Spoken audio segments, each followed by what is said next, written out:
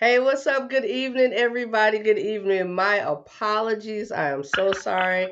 I'm about 5 minutes late. We were trying to make sure we had everything going and everything working properly and letting everybody in studio. Good evening. What's up, everybody? I am Donna.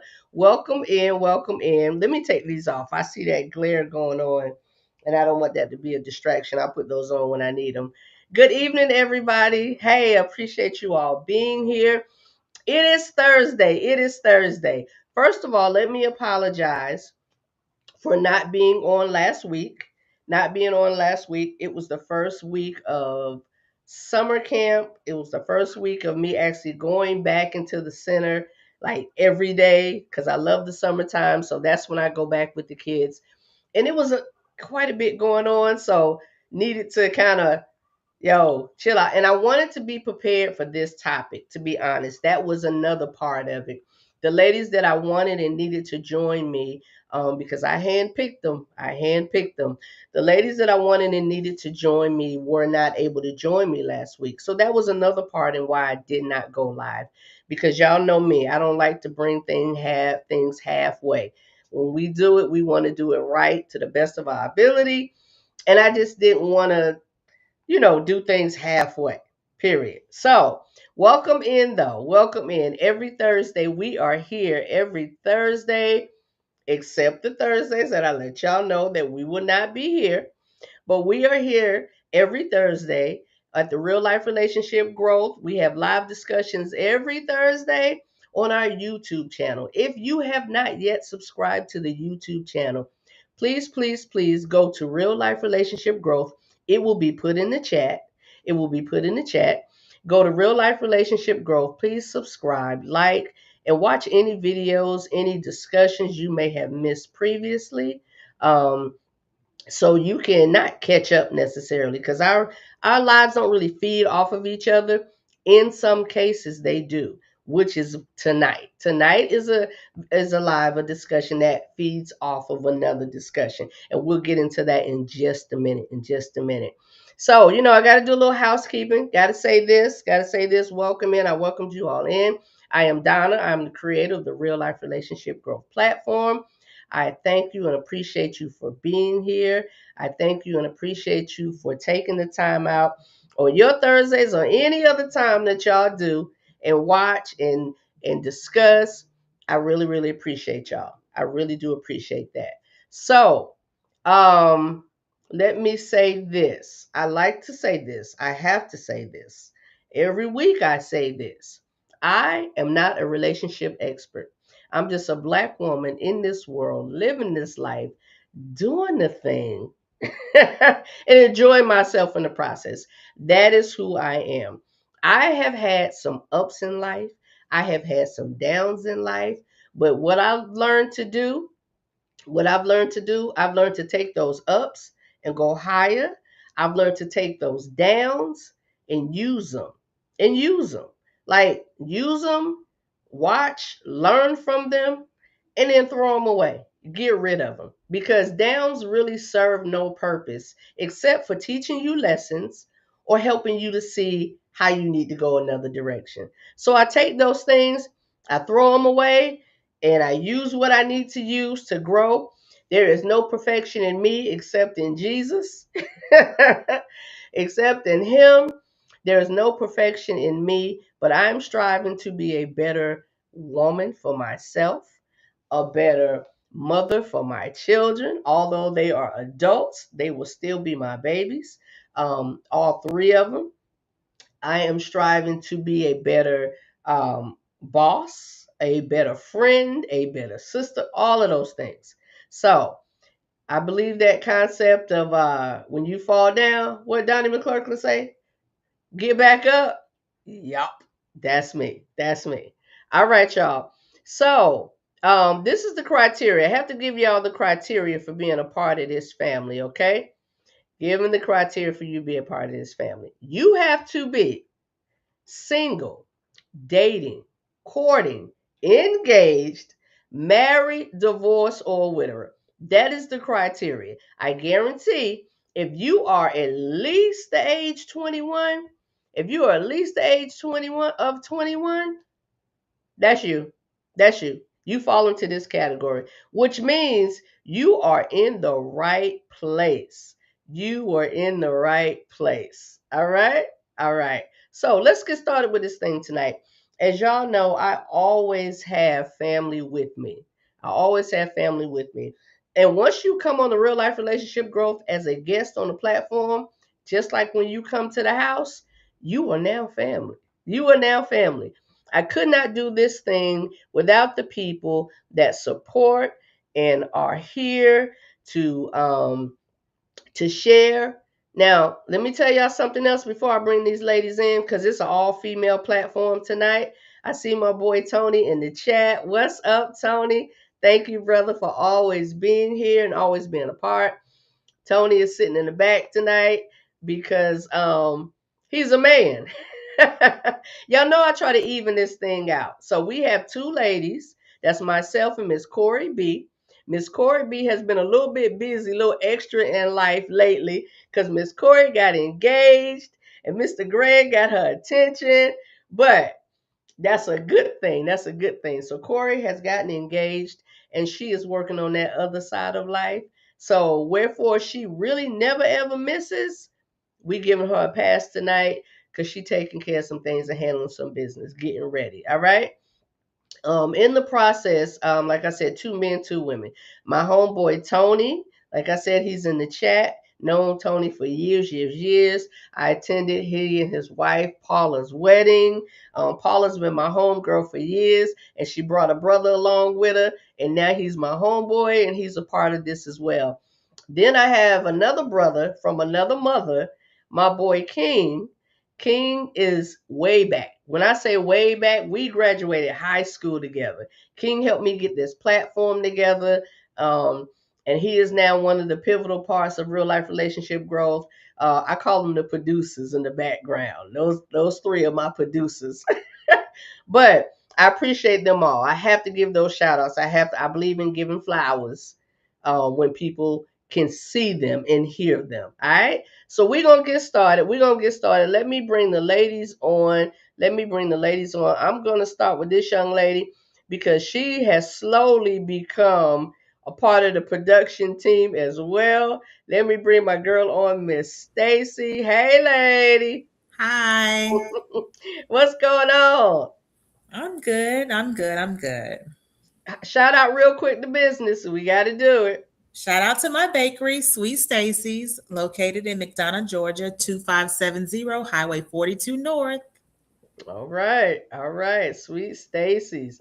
Yo, she has some good um treats there at Sweet Stacy's.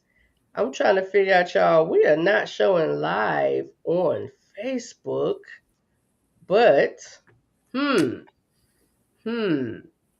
Stacy, you not seeing us live on Facebook, are you? Okay. I don't know what's happening while we're not showing live on Facebook. Um, but we're going to keep this thing going. I don't know why it's not showing live over here because we should have been live on Facebook. But we're going to keep going. We're going to keep going. Um, let me bring the other ladies on. These ladies are not strangers. We do have one new face in the building, but we're going to bring her on last. Let me bring these other ladies up and on in no particular order. My girl Tip. What's up, Tip? Tip got a little bit of a delay. I am live on Facebook. Okay. Yes, I was thinking about leaving and getting on a different device, but I didn't want to do it just now. You want to go ahead and do that? You can go ahead and do that. I'll bring you back in when you come back up. Yeah. Okay. Go ahead, Okay. sweetie. Thank you. All right. So let me keep going up the line. My girl Tiffany. What up, Hey, Tiff? how's it going? How's it going? Hey, hey. It's been a minute since I've been on. Yeah. Yeah. It's been a minute. Let me bring my girl also on. It's been a minute for her as well, Miss Keita Williams. Hey What up, everybody, sis? what's going on? All right. Keita, you said How hot is it where you are? Tell everybody where you are, Keisha. I'm in Austin, Texas, and it's 105 degrees Woo, at 7:15. Mm. Yeah, we're in a heat woo. advisory, but this is why I moved to Texas, so I'm not upset about the weather. If Now it the wasn't for sun, this, I'll yeah. probably be outside somewhere. I used to live. I used to live in Dallas. I used to Oh, live in Dallas, so I know. okay. Yeah, I I just know. looked I at the know. weather and it said it's 115 in Dallas right now. Mm. Mm, Yeah, mm. I live for this weather. Nashville can never have me back. I'm gonna stay No, right here. No. you loving it. Uh-uh. You loving it where you I are. am. Okay. I am. Okay. Cool deal. Cool deal. All right. And we have one more young lady to bring in. One more to bring in. Let's see. Oh, Tip slid out for a minute too. Let's see. Tip came in and then we lost her again. But we'll get it when she comes in. So, all right. Last but certainly not least, she is new to the real life relationship growth family, but she is not new to us as faces. Like she is a part of. We have this crew in Henry County. We're the Henry County crew, and this young lady was introduced to me. Who, Stacy is Tiffany, your Mm-hmm. friend, right? Mm-hmm. Mm-hmm. Okay, Yes. okay. She was your friend. Now she our friend. But we have a crew we call it Henry County crew. All of us kind of met. Well, at least Tiffany and I met through this group on Facebook, and we just kind of brought other sisters in when we realized we all lived in the same, literally 5-10 minutes of each other. Mm-hmm. So every week we try to get together and have a girls' night. We go, get a drink, get something to eat, and just talk and discuss. And this young lady was one of the newbies that came through that I met. And did she fall off? I think she fell off. She fell off. We're gonna wait until when these ladies come back up, then we're gonna let them in. We're gonna let them into the studio, but I think the connection, um, they may have. We had a lot of rain going on out here, y'all. We had Mm-hmm. lights flickering and tornado warnings and everything. Okay, I think we got her back. Let me bring her in. Her name is Stacy as well, and she working on it. She working on it. And Tip. So when she comes back in, we'll bring her back in, and when Stacy um, gets her thing together, we'll bring her in properly. We'll bring her in properly. All right, ladies. All right, ladies. As we wait for the others, now y'all say we are live on Facebook, right? I'm not seeing it. Is it just me, ladies? Are y'all seeing we're live on Facebook? When I checked, you were live. Yeah. Why am I Hmm. not seeing it? Okay. Well, guess what I do? I trust y'all, so we Mm-hmm. gonna keep it moving. Can you see that? That's Facebook. Okay. Hmm. Okay. It's not.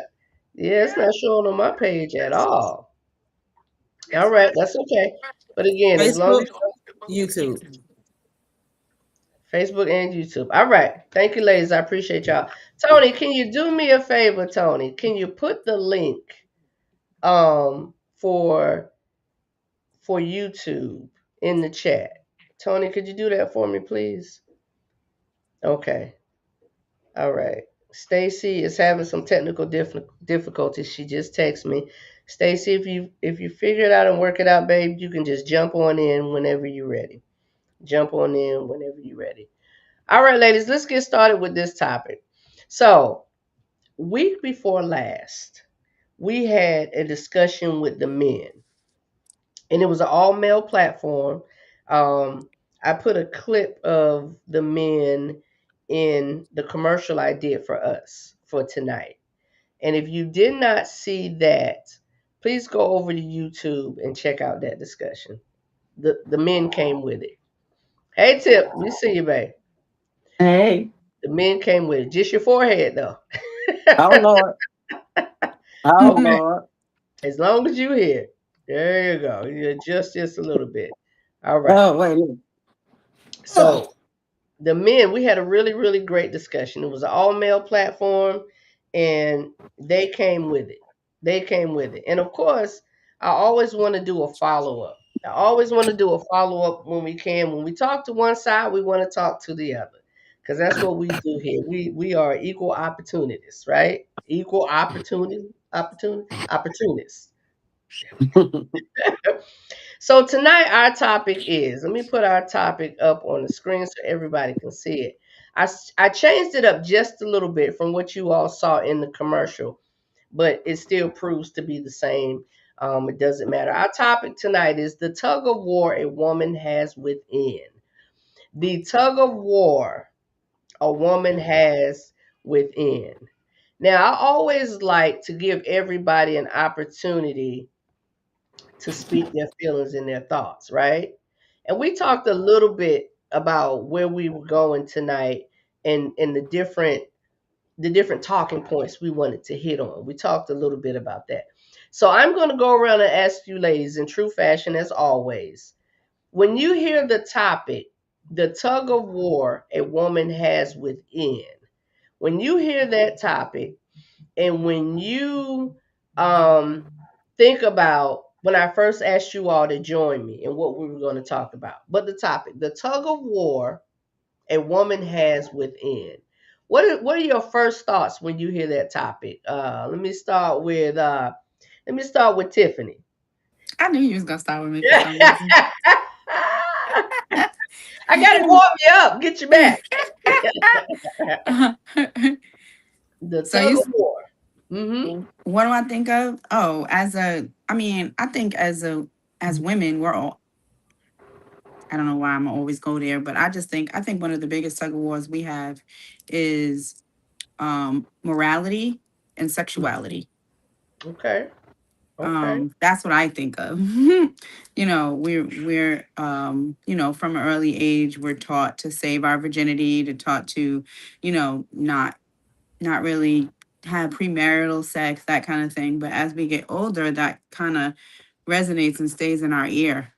Mm-hmm. And it makes it, I think that's the challenge of trying to navigate through finding ourselves sexually, but also still having that moral compass, that's kind of put in place by whether it be our parents, religion, or wherever else, external sources that we're getting it from. So trying to navigate through that, because we still, I think, as women want to explore our sexuality. Mm-hmm. Mm-hmm. So to me, I think that's a constant, you know, tug of war, even as we're getting older, where we're not necessarily worried about getting pregnant, stuff like that. It's still all, I think it's still always the tug of war. Body count, um, you know, too soon, not soon enough. Mm. Mm. Okay. Okay. All right. The tug of war a woman has within. Miss Keita, what's your thoughts? When you heard that, when you see that topic title, when you heard it, what were your thoughts? Well, I was what I was thinking has already been spoken. So I save me some time. But Great minds, great minds. yes, because I Oh, was over here definitely. thinking, double standards. Women want to be equal, but we're not treated equal. Um, and we're not treated equally, like it was just stated. Sexuality, body count. It's okay for a man, but it's not okay for a woman.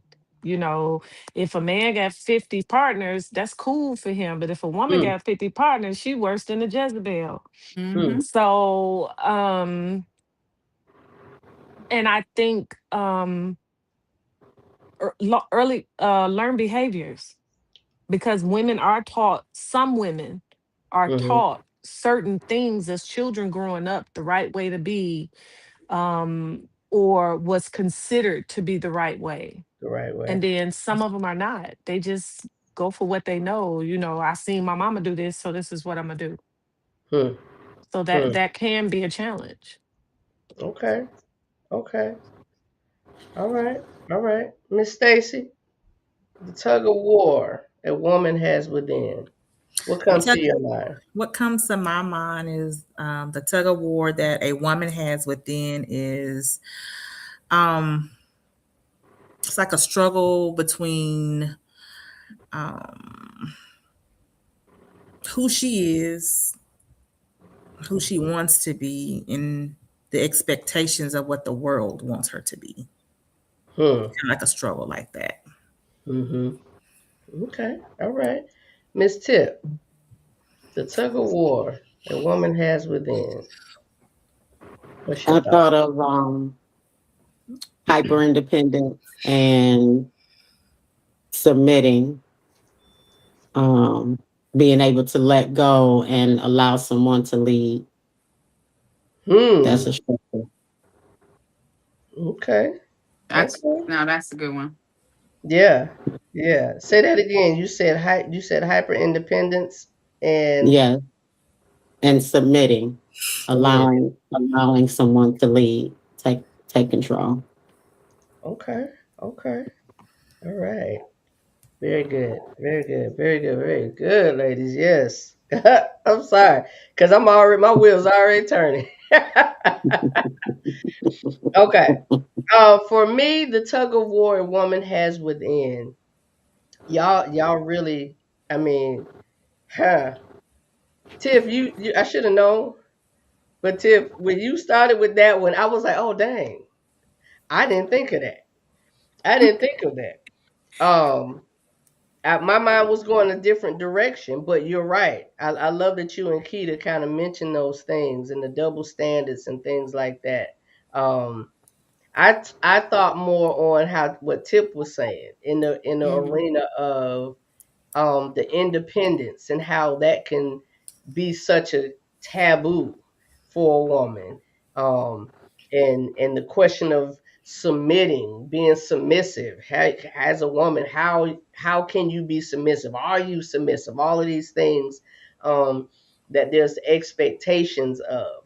Um, for me, I always in mind go back to the child in everything, and that could be why um, I'm in the business that I'm in.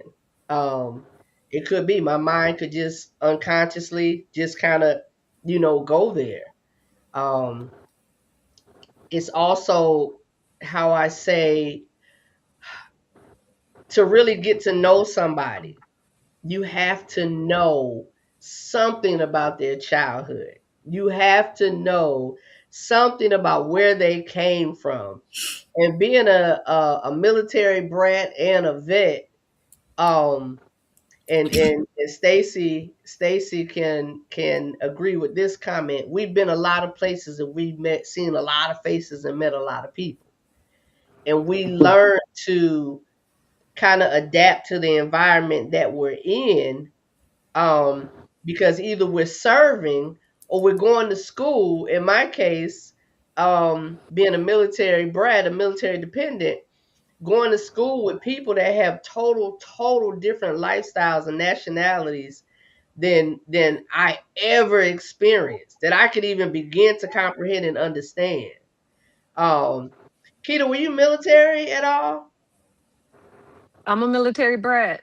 Okay, okay, okay. I don't know how I missed that one, but hey, Brad. Okay, okay.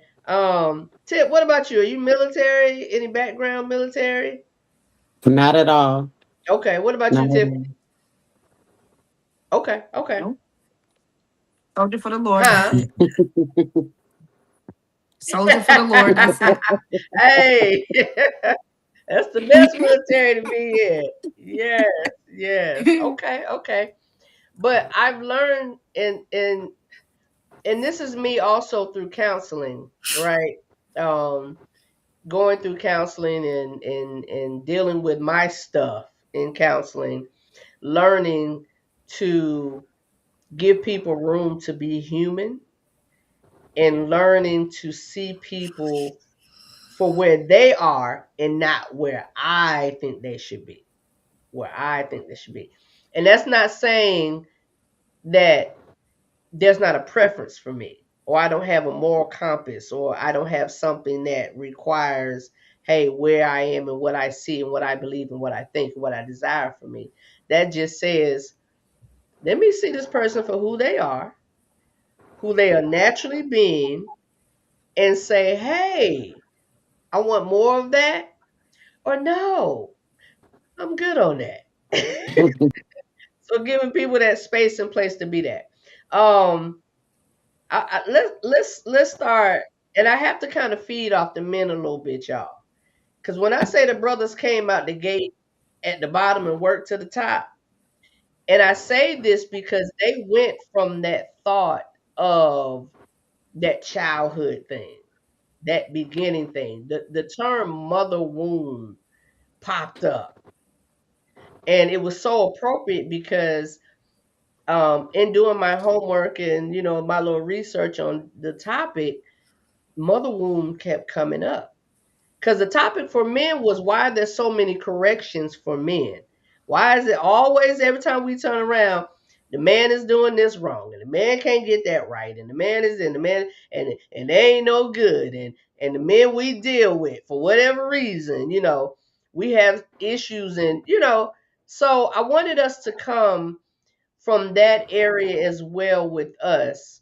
Why sexuality is such a question mark for women, and why there's double standards, and why when a woman is being independent and handling her own ish, why is that a problem in society? Like, why is that a problem?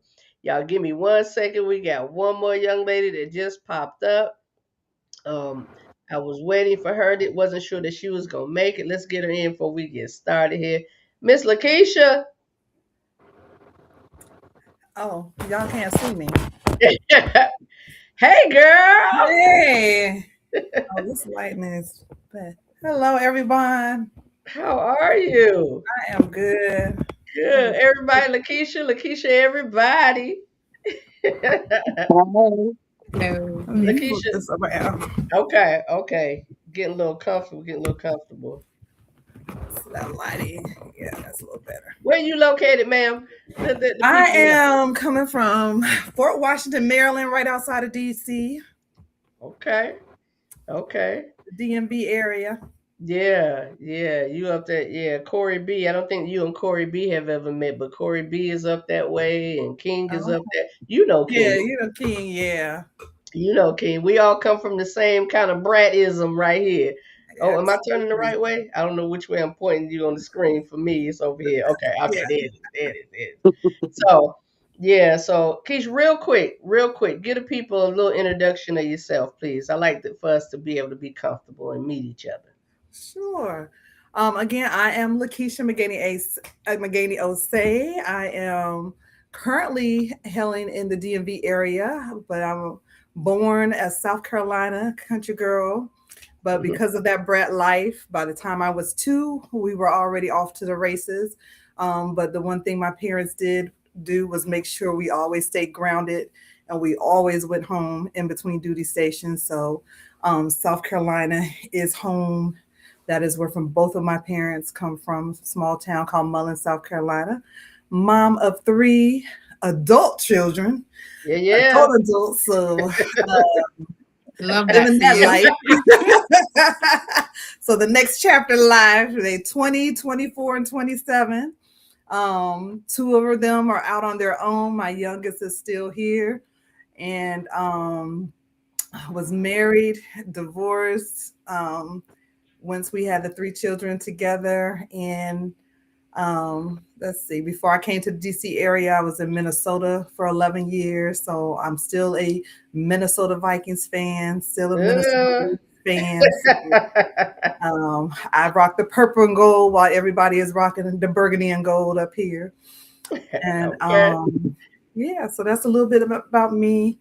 I'm a body worker, so I do reflexology and stretch therapy in the wellness space that I'm currently down here with you all with, and an 8-time author. Okay. Yeah. Nice. Woman. That's right. So I don't know how I got on this relationship panel. You know what? Because of all the stuff you just said, I love I always say it's a rainbow coalition. It's a rainbow tribe, right? I Yes. love the insight of so many different minds and mindsets and experiences. So that's how you got here. There's no professionals in the room tonight, not with relationships particularly, Okay. right? Right? Not particularly. But we all have different viewpoints on things, and I like to bring that in so we can see, it's never one-sided. It's never one-sided, but we want to hear always come to a point of growth.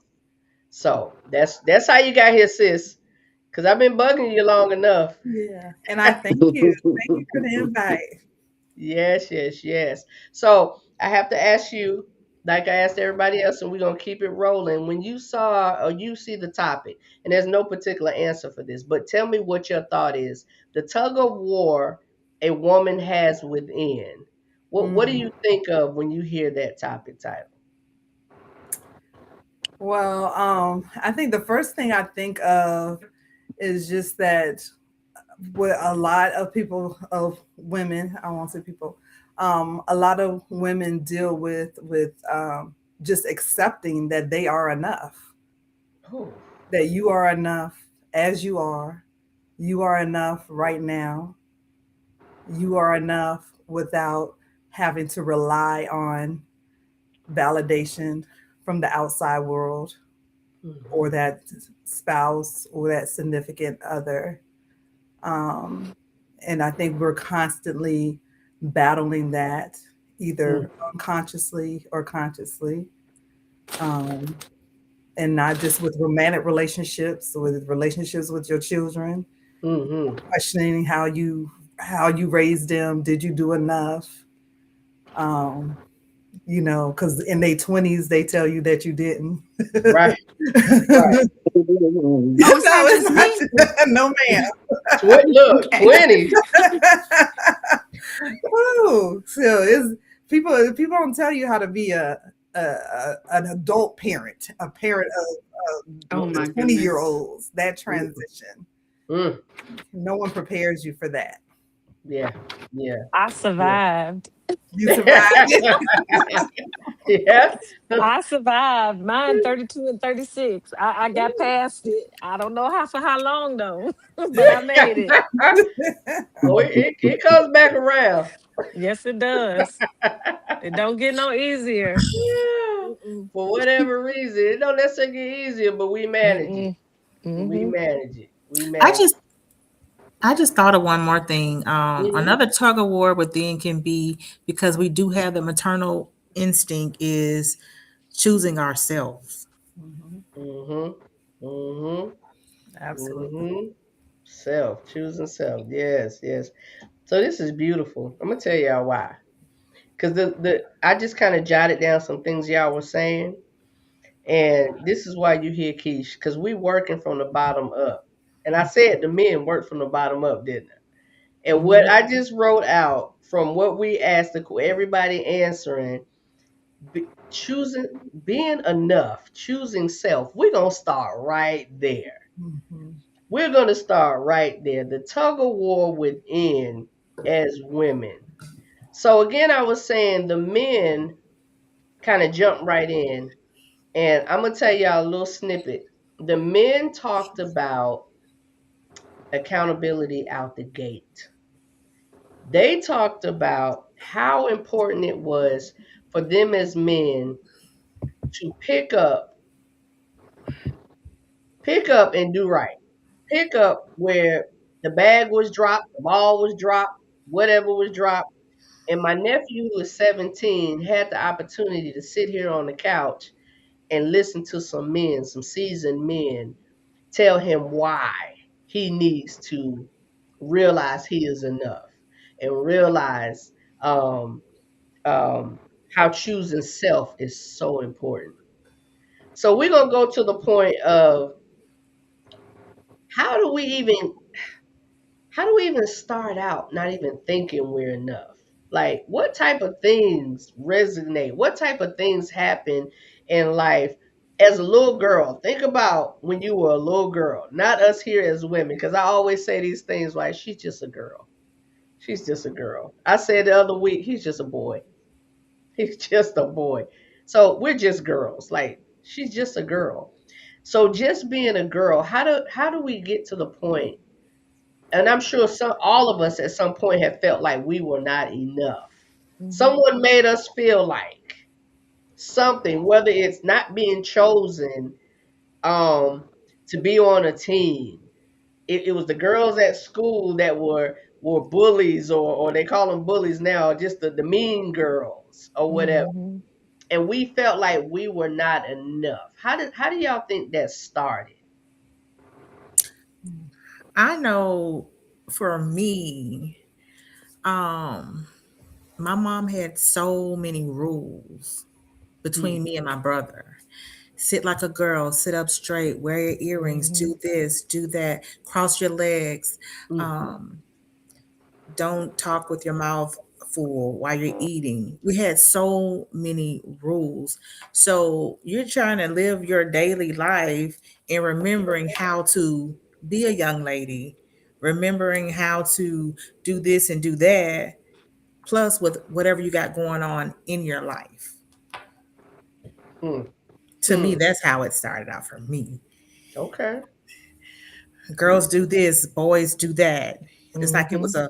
a gender role difference from the beginning. Mm-hmm. Mhm. And not Mm-hmm. much was expected from my brother because he was a boy. He was a Mhm. boy. Yeah. Yeah. Okay. Okay. The not being enough part. Go ahead, Tip. I'm gonna pick. Oh, I'm sorry. I Tip, was were you gonna getting ready to say, speak? Okay. yeah, I was gonna say, I was pretty much a fatherless child. So his absence, I didn't even realize how his absence really affected Mm, me until I was in my 30s. mm, But my core memories of him are nothing horrible, so to speak, but there was never validation from him. Like I never heard you're beautiful, or I not even I love you. I could remember him saying, why is your neck so black? Do you wash your neck? You know, mm, like that's what I remember. And Mhm. I realize now that affected everything in my day-to-day life growing up, as you know, growing into my adulthood and my Mhm. relationship with men and how I view men and things like that. So mm. um not having that validation from him, I believe, started my struggle, not Okay. knowing I was in. Yeah. Yeah. Hmm. Yeah. Here we go. I mean, that's labeled and titled as father wound. Father Mhm. wound. We're Mhm, gonna come back to that. Go ahead, Keish. What were you gonna mhm, say? I was gonna say when she ended with expecting that, to me it was the growing up with the expectation. Um, so and then when I got triggered even when you said picking being picked for the kickball team or something. So to me, like I was the captain. I was the one. It's three siblings, three of us. I was the one getting the great grades. Um, I was athletic, young.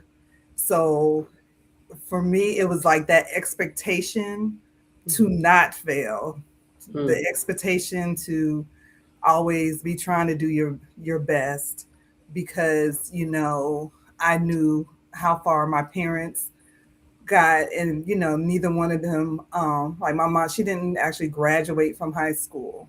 She had my Hmm. brother. So just that expectation of, you need to make sure you do better. And it's not necessarily that anyone said that I had to do better, but Mhm. I just felt like I had to be better. Yeah. So always trying to make sure that that I did do that, but at the same time, I know as I got older and as a teen and in my early 20s, it kind of reversed itself, and I was feeling more like, why do I always have to be the one? Why don't I have someone to lean on? Why do I have to be the one to step in? And so that definitely carried on throughout my young adult life and having a family and going, because for me it's like I just have me to depend on to get it done, so it's gonna get done. So you start playing that reverse psychology on yourself a lot of times. Okay. Okay. The not enough syndrome. Go ahead. Go ahead, Tiff. Um, for me, it started with my. I'm not sure who just said it. They didn't really realize it until Tip. I think that was you. I also didn't realize the effect things had on me until I was older. My mother had a very traumatic and kind of sad childhood herself. I didn't know about it and a lot of it until I was older, but she was very she wasn't able to, because of that, she wasn't able to be there for us emotionally. And so that took its toll on me. And one of the things that really affected me was as when I got older and realized a lot of the things that she told my siblings about me, things that she told my children about me weren't true. And I believed them. Like she would say, oh, your mom was fast, and so one day my oldest daughter like called her out on it. Like, why do you say that? Why do you say she was bad? Why do you say she didn't have an answer? But I believed her. I thought that. And so what I realized is that because she didn't have a relationship with her mother. She didn't have the relationship that she wanted to have. However, I was so close to my grandmother. She was my person. And my mother was jealous of that. And I understand that, but there was nothing I could do about it. So she was looking at the closeness that me and my grandmother shared and the dynamic that she didn't have that relationship with her mother, but she also didn't have that relationship with her daughter. And so she always had little digs for me, like, oh, you would be so much prettier if you lost like 10 pounds, or hold your stomach in. And so if I'm bow-legged, so she was like, oh, you need to walk straighter. And she put me in classes, and she would put me in dance class so I wouldn't be clumsy. And she would always say these things. Yeah, you're so clumsy. And I hear myself still say that. And it wasn't until I started to realize that I'm saying these things in front of my daughters and they're hearing that. And it was like second nature to me. Yeah, I'd be prettier if I lost 10 pounds, or yeah, I wouldn't be so clumsy if this. And I just was repeating it. And then my daughters were like, why you always say stuff like that? And that began where I began to like examine things and really, kind of work through that. But that was it. That was where that came from for me, feeling like I wasn't enough. Yeah. Yeah. And even, Go ahead, Stacey. Sorry. and like I was saying, my mom. She had all the rules, like be a lady, sit like this, wear earrings. Like you had to be the perfect little girl. But then I had my father in my life, and my father, he, to this day, I still think if I walk in any room, like I'm the most beautiful girl in the world, because that's what my dad was always tell me and my twin sister, like, you so pretty, y'all look at my girls, they so pretty, because I have a twin sister. So he was just so proud, like, you're so pretty, you're so pretty. So I feel like, sometimes like, hey, that's what my daddy told me, and I feel like I glow up the room. Or if I'm going out with a group of ladies and we putting our clothes on, I'll be like, come on, ladies, we gonna rock this room, like, because we all pretty, That's the mentality that I have. But some people, they'll look at me like she thinks she all that. My daddy told me I was. And then I already know how, I can sit up straight like a woman, because that's what my mama taught me. So, it's like somebody's always gonna have something to say. So Right. Somebody's gonna always have something to say. But that was my child calling from Thailand, y'all. I had to just hit it to make sure she was good. She just waved at me. Okay, okay. She good. She good. Okay, okay. Anybody else want to hit that one? Okay. You know, I get what Stacy was talking about. Um, After the age of 9, I didn't have neither one of my parents, due to their own issues. My dad was gone. At this point, they were divorced. My dad was gone. We didn't know where he was at. And I'm a daddy's girl. Mm, And my mom just could not raise us. She couldn't. So they seen fit to put us someplace else. mm-hmm, And so I get it because for the bulk of that, my dad's mom, my grandmother, that house was where we all went from the weekends to school breaks to holiday breaks. We all went to Big Mama's house, Big Mom and Granddaddy's house. So the way that I was raised was Southern. My grandmother was a sibling of 15 and they were raised on the plantation in Jackson, Mississippi. mm, And so I was raised because I knew who my dad was. I had a relationship with my dad, but he wasn't there after so long, you know. And I get it when Stacy say, your grandmother say, you got to sit up straight. Come in this kitchen, you got to learn how to cook. This is what women do. You know, you can't go nowhere with with your shoulders out. You got to put on a slip. You got to put on pantyhose. You making sure that you got the right colors on up under white. mm, My mm-hmm. grandmother, yeah, and that's Yeah. people laugh at me when I tell people I don't know how to be a girlfriend. I don't know how to be. I was taught how to be a wife. A wife. I was not taught how to be a girlfriend or to be socially in a relationship. I was taught how to be a wife. And it's how do you get taught to be a wife? Well, my grandmother did it.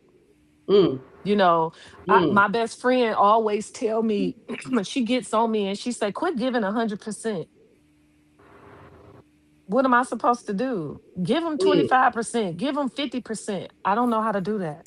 mm-hmm, I mm-hmm, don't know how mm-hmm, to do that. mm-hmm. Even if I try, she said, well, just don't cook for them. Because every time you cook for them, they don't leave. And it's like, Girl, I gotta eat. I don't eat I fast see. food, so I cook. And she said, well, don't cook. Because when you cook, that's giving them another 50%. Let's Don't get. do that.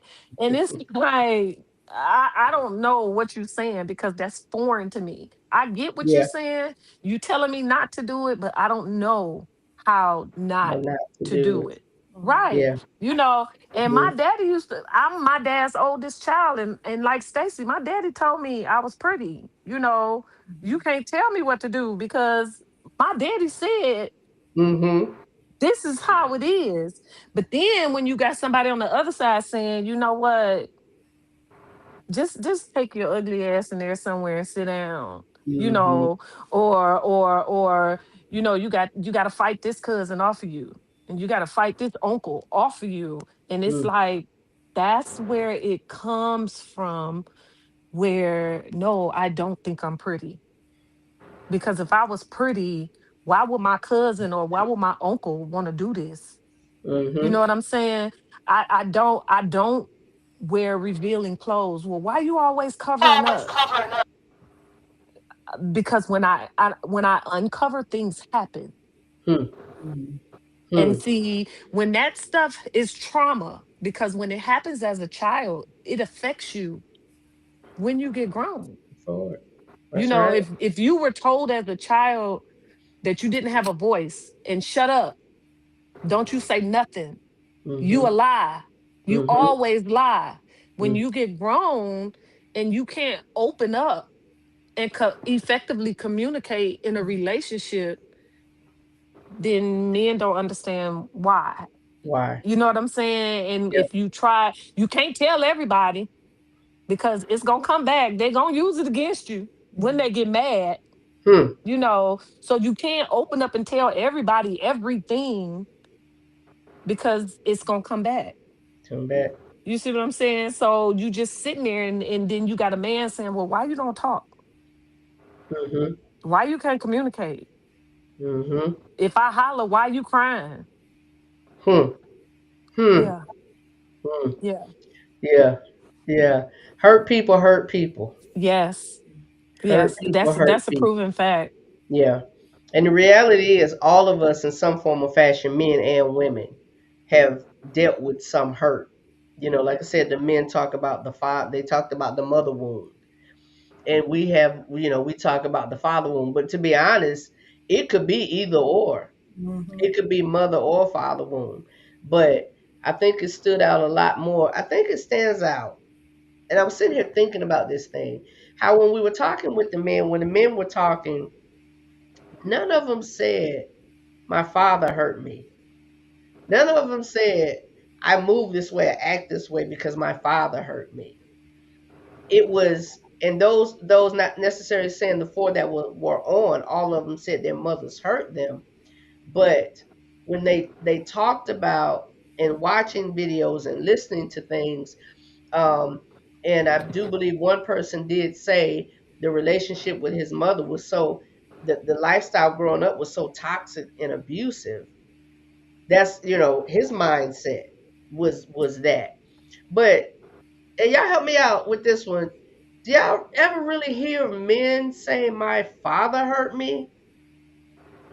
Or more so my mother hurt me? Which one, If which if I hear that the father hurt them because they were absent. mhm. So they wasn't there to hurt them. Mhm. Mhm. Yeah. But I think with women because I heard at, you know, two different times, one woman talked about, Tiffany, I believe, talked about her mom. And then Tip talked about her father.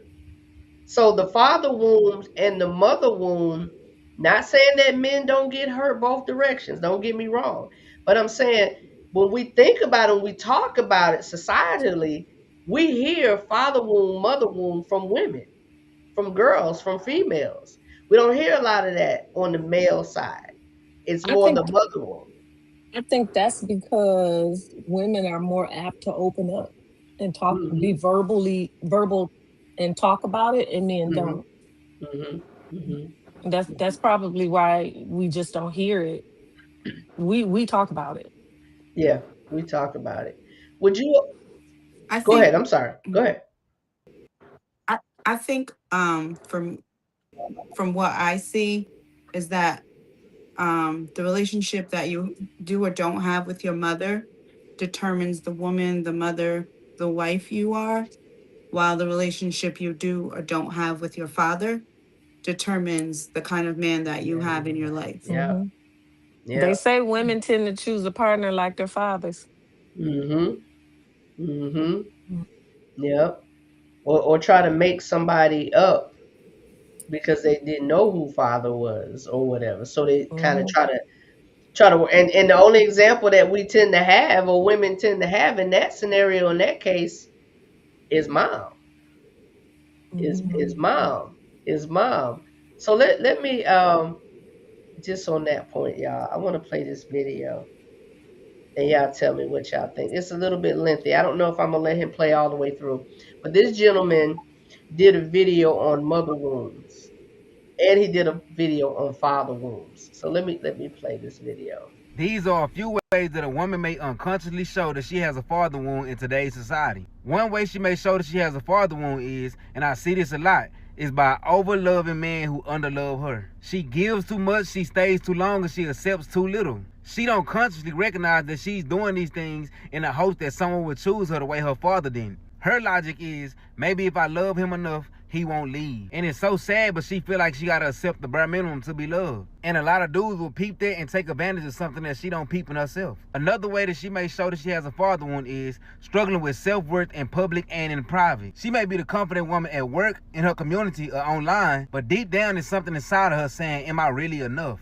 She always questioning herself or asking somebody, is this okay? Am I good? That doubt came from the absence or the silence of that one man who was supposed to affirm her worth from the start. So all y'all parents out there, especially fathers, if you got a daughter, just know your voice is going to be your daughter's inner voice. And that's the voice that's unspoken and spoken. Another way she may show this father wound is by hiding her inner child behind perfection. Yeah, she may strive to be successful, beautiful, and accomplished, but that little girl inside is still yearning for safety, affection, and reassurance. Another way she may show that she has a father wound is by becoming a rescuer in the relationship. She tries to fix or heal broken men, hoping to rewrite her own story through them. But honestly, all it's doing is draining her. Another way she shows these father wounds is by avoiding or fearing real intimacy. Yeah, she might attract partners, but she pushes them away when stuff gets too deep. And why is that?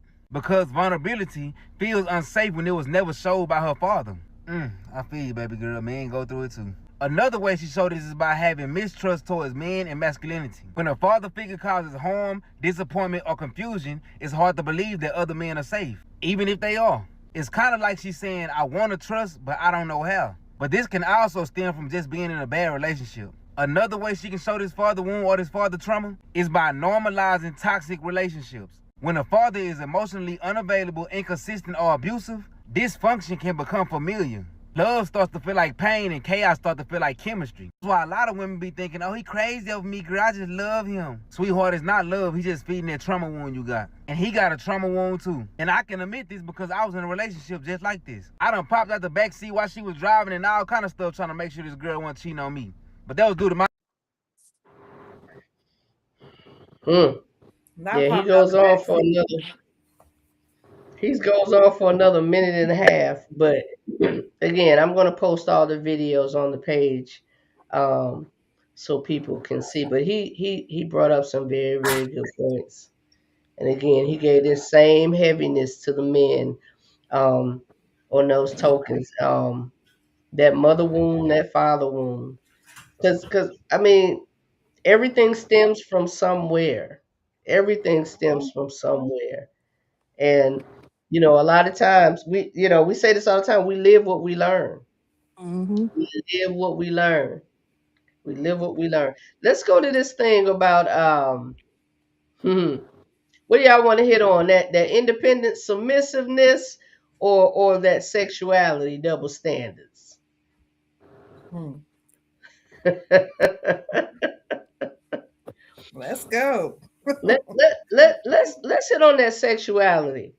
That sexuality double standard. Let's hit on that one. That sexuality. Because I mean, we already know society says, and Stacy was saying it, as a girl, you act a certain way. You do a certain Mm-hmm. thing a certain way. You don't say this, you don't say that. You don't sit this way, you don't act this way. Um um and we do understand as women, as females, as women, we're opposite of men. We are opposite of men. There are things in life that men do and their bodies are built to do that ours are not. That's there has to be. There has to be that when God created man and woman, he knew what he was doing. He knew what he was doing, regardless of what we try to do and what we may think or whatever. He knew what he was doing. But the sexuality part, Tiffany, I'm sorry. Go a little bit deeper on the sexuality part. You hit some points. Go a little bit deeper on that, as far as in the way of how it's a tug of war for women, in how that's a struggle in some way. Well, I think that as no matter what gender you are, male or female, there's still a sexual curiosity, sexual exploration, or however you want to call it. It's just that good girls don't, Hmm. and so we kind of, I think that's the battle right there, is that even in bed asking for what you want, women fake orgasm instead of kind of telling their partner what to do, and or telling them what they like. It's just that all of that is taboo. And no matter I have conversations with my daughter about what sexual freedom actually is. It's not Hmm. just it's not just going out and just sleeping with whoever you want, whenever you want, or whatever. It's actually a responsibility to be sexually free. Mm-hmm. You know, it's understanding what that freedom actually means. Because no matter what, we're still women. Our bodies still work differently. We're Mm-hmm. still accepting someone into our bodies. That's just, just the way it is. So it's not really about being equal when it comes to men. It's just being comfortable in your own skin, and being comfortable in your femininity, and understanding that you still have the right to be sexually free, but again Mm-hmm. with the responsibility. And I just think that that's always the battle. When I said I used to do the sex toy parties, and hearing how many women said they had never had an orgasm, or weren't comfortable asking their partner, for what they like, or to bring toys into the bedroom. I was just having a generic conversation with someone, and it was still like, oh, wow, well, she doesn't need to bring toys into the bedroom. And I said, why not?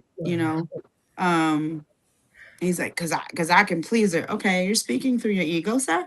Yeah. Um, because that's definitely not the emotionally aware response that a man should give, Right. if he knows how a body works, how the Right. female body actually works. Right.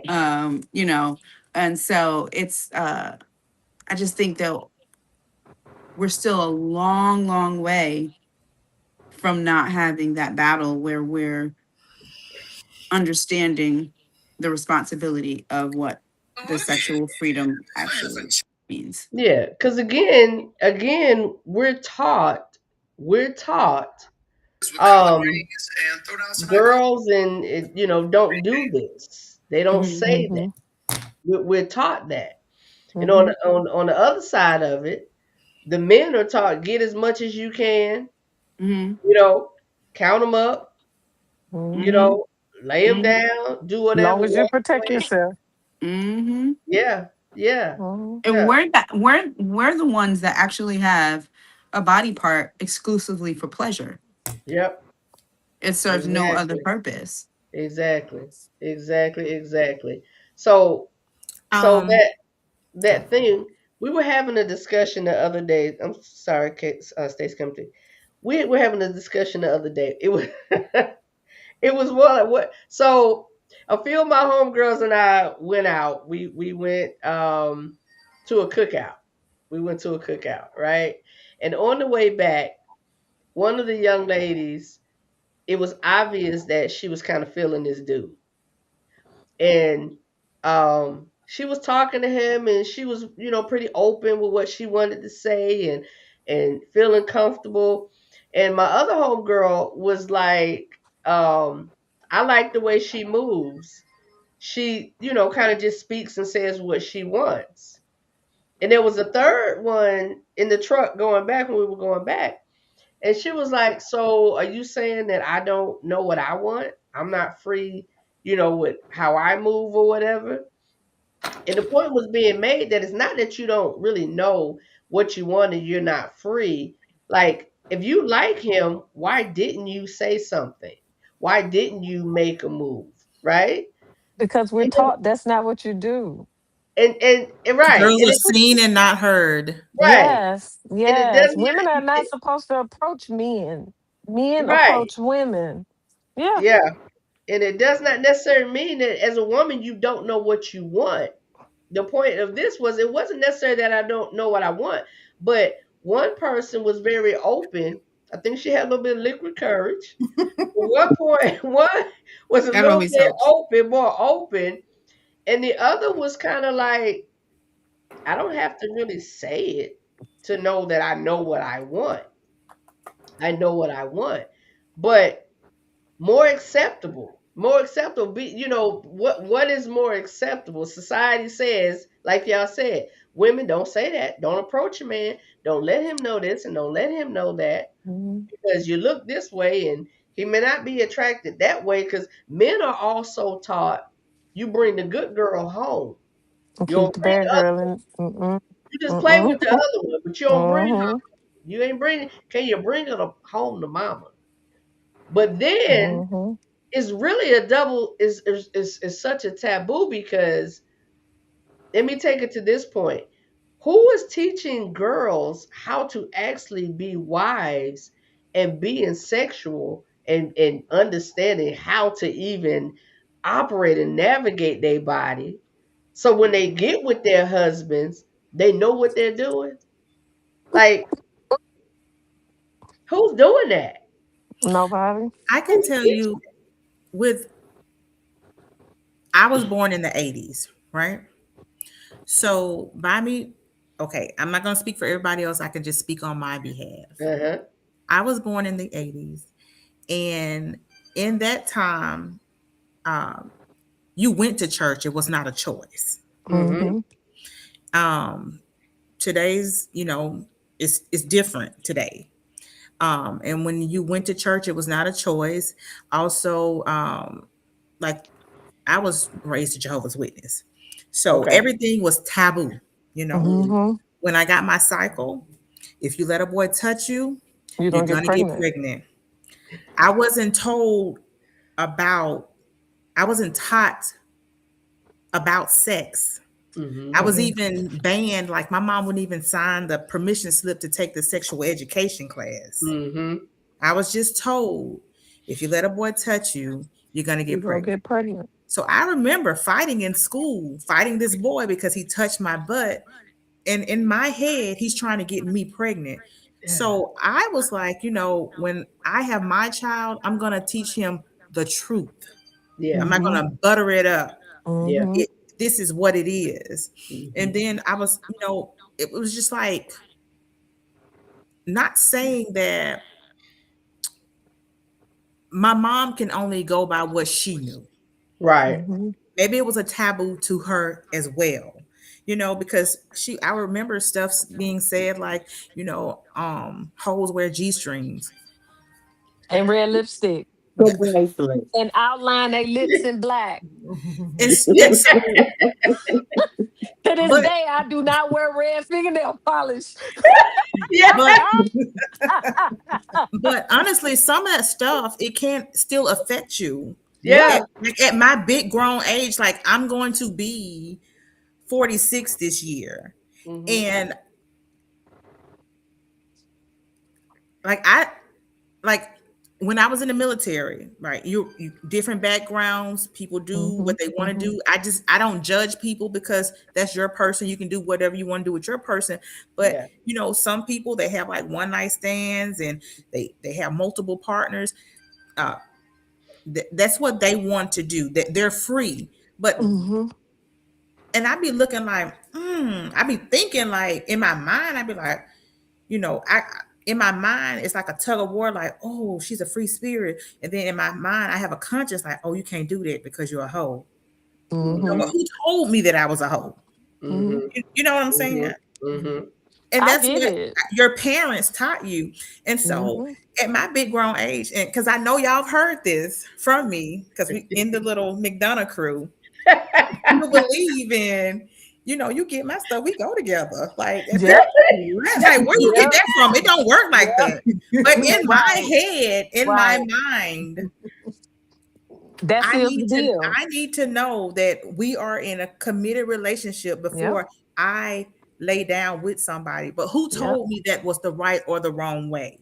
Yeah. So Right. I'm still stuck on that Yeah. because that's Don't me. feel bad. I am I too. don't feel bad because I can't now I can think it like, oh, hey, I could see if somebody fine, I'm like, I'll slam dunk them, but knowing good and team well, I ain't gonna do nothing. I'm not gonna do not even look his way. At all. Yeah. So Whatsoever. it's like, am I in my own prison? So No. I can wouldn't say that. I Tiffany, what wouldn't. you? Oh, sorry. so Yeah. here's my challenge. So I'm an Aquarius, so we're naturally free spirits, but we also have a really Did you say you was an Aquarius? Yes. Okay. When's your I birthday? am too. Yeah. So you know what I'm talking about. We Yeah. just we think a lot different, and we think a lot differently. And this is so when I hear myself included, everything that we have learned about the partner we are, the parent we are, everything, we were not taught because no one taught us how to be divorced and dating and remarrying and raising adult children. We were not taught that because that was not a space that the past generation was able to teach us because it was so different. Yeah. So I even think, so this is what I like challenge, because I have a 35-year-old daughter. She's married. I'm still not teaching her how anything but to have a successful marriage. But what happens if she doesn't? I'm not preparing her for that. Who prepared us for that? Yeah. Because no matter what I'm going through, I've been divorced for 10 years. I'm still not teaching her how to be a divorced woman looking for a husband. Right. Yeah. So we are in a new territory, and everything that we have learned, it cannot get us through this. We have to navigate this as grown women on panels like this, getting through this ourselves. You know, our foundations have been set, but this is new territory. Yeah. Yeah. Yeah. And I'm glad we're kind of on this at this point because I'm sorry, Stacey, one second. Because this was kind of an area that the men took on as well. Like it is our responsibility to teach the younger women, what we weren't taught, what we didn't necessarily know. And we don't say our parents, we're not looking at our parents saying that they just didn't prepare us. They lived what they learned. And they were speaking the same thing. I don't know how to navigate this necessarily. I'm not sure how to do this, but we live, we learn. When you learn better, you do better. But what does that do better look like? Like my mom was very open with us. Like when it came to talking about sex and how things feel, and she was very open with us. But let me tell you, all four of us either got pregnant out of wedlock or got somebody pregnant out of wedlock. All four, my sister and I, my two brothers. And it's not that mommy didn't do her job necessarily. Is that she taught how she knew, and not by her teaching us, being open with it. Am I saying that it made anybody promiscuous? Because we weren't. That wasn't the case. Everybody that we had children with or by ended up being our spouse. Like we was like, no, we locking in on this thing. It just wasn't going around just, getting pregnant or making babies and in that aspect of it. So she taught us how to be free and open with our bodies and understanding our bodies and knowing what we should like. That's why I say all the time to single people, date more than one person. It's not about having sex with more than one person. That's not what I'm saying at all. But my mom was like, why you calling him your boyfriend? How you know you want him to be your boyfriend? How you know you don't want him to be your boyfriend? Like, take the time. She taught that young. Take the time to not lock in with somebody. I And still haven't learned that. huh? I still haven't learned that. Who is that? Tip? Who said Peter, that? No, Oh, Peter, Peter. I'm sorry. I'm I trying have to look not at Peter. learned that. I have not. In this Yeah, age, I have not learned that. I if I'm gonna date somebody, one person at a time. yeah, I just yeah. don't. I mean, I guess that goes back to what my grandmama taught me. I've never dated more than one person at a time. At a Never. time. No. Yeah. I ain't gonna lie to you. I haven't either. I Uh-huh. haven't either. Sometimes they don't even be But worth it, all your attention, and it takes a yeah, minute for you to realize that. And then, And then what are y'all defining as dating in this age? and that was Because that was a conversation in itself. What we say is dating, just because you're getting to know people. Yeah. And, For me, and what used to be called dating was when you've already made that decision. This made is that the person decision. you're gonna Yeah. focus on. Yeah. So Courting. it Dating also, has different. That's Sorry. it to Stacy, courting. Yeah. Dating has. but it's dating and courting are two different things. They are. It That's is. what they tell me. Yeah. Courting is. is that level. She So said that's what they tell me. yeah. Yeah. Dating We is trying to get to the point. dating is collecting data from that person. Collecting data. That is what dating is. That's Yeah. literally what we look at you looking at the notes. Courting is what? When we did it, dating. Look. Where did it collecting come data. from? I got But listen. I mean, we you talked caught my about eye this. when you said that, you know, we all married the person that we, you know, got pregnant or had a baby by, Mhm. because you know what? But even saying that out loud, because I did too. Mhm. Even saying that out loud is a part of it is, well, this is the right thing to do, is to do that as the next step. No, that wasn't even the Um, case. Yeah. Because my mother was dead set on you not marrying him because you had a baby. Right. And was you like, know no. what? I get that because Mhm. I married my ex-husband because we had 2 children. But when my son came to me and said, "Hey, mom, I'm about to get married," and I said, "Why?" I said, "Because you know you don't have to marry her because y'all got these kids, right?" Right.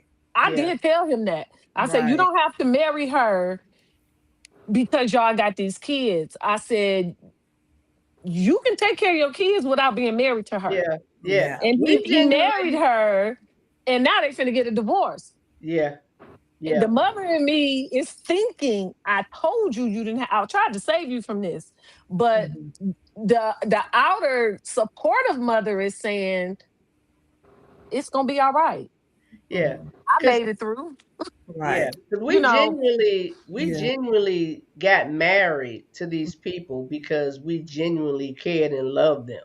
We Mhm. yeah. thought we knew what we were doing. Right. Hmm. You know, we thought we knew what we were doing. And you know, that's a whole nother discussion.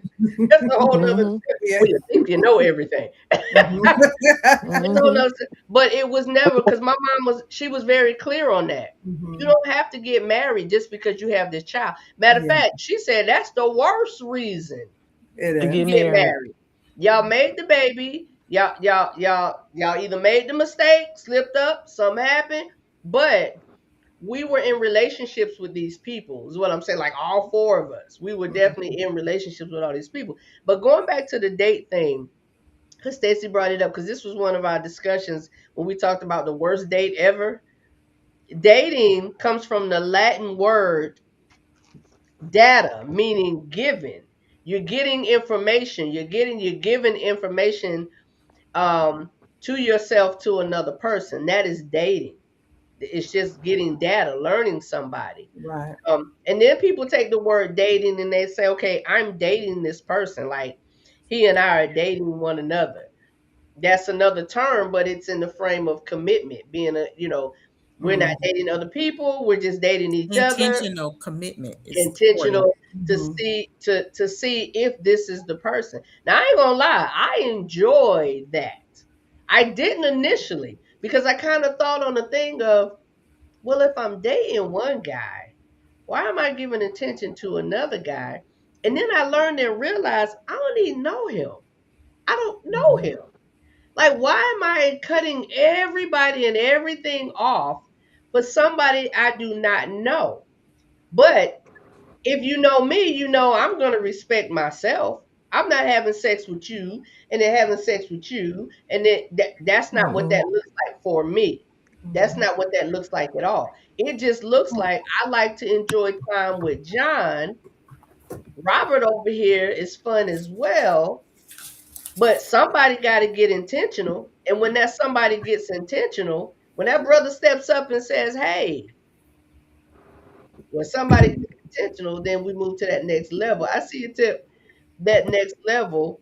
So dating and then courting, from understanding the definition, that's when you're that's when you're making the decision for marriage. Courting comes before engagement. You're Oh. courting somebody. So courting means you made a commitment to someone and y'all are working toward the level of marriage. And then of course Mm. there's engagement and then there's marriage. What you got, Tip? I was going to say, back to this, our struggle with our sexuality or whatever. Like you, Don, I had a very open relationship with my mom. I could talk to her about anything. Anything. Mm-hmm.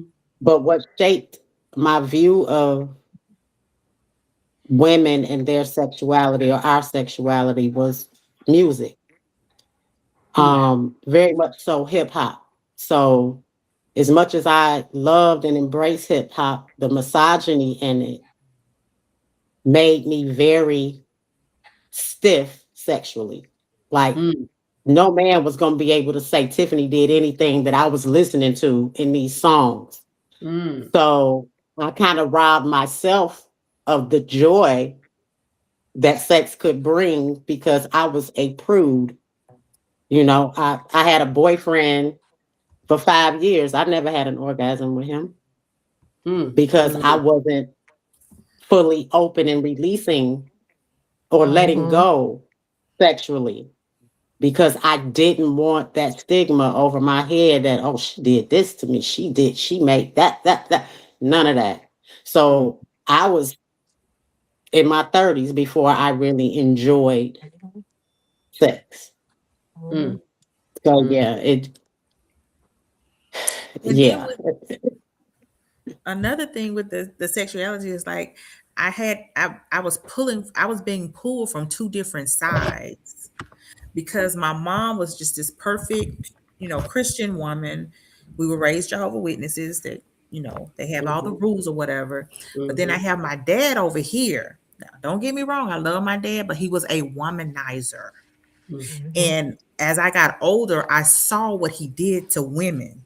So when I went to the Marine Corps at 17 years old, my dad set me down because he didn't want me to meet no one like him. mm, Mm-hmm. And he Mm-hmm. was You afraid that want I that would meet karma to hit. somebody like him. So mm, he set me down and he would say stuff like, don't nobody owe you nothing in this world, not even the truth. Or he would say, hey, a man will give you anything you want as long as he think that he can sleep with you. mm, Mm-hmm. Now, I've heard that. the minute you give it to him, you're gonna find out if It's he either over. like you or if he was just there for that. So hold out, baby girl, hold out as long as you can. mhm, mhm, Or if you see a fool, you play a fool. Baby girl, don't you ever be a fool. mhm, Or always keep a job no matter what that man say, because when it's time for you to go, you can go. Mm-hmm. I've heard that. Or So or he would say, and yeah, this my last one,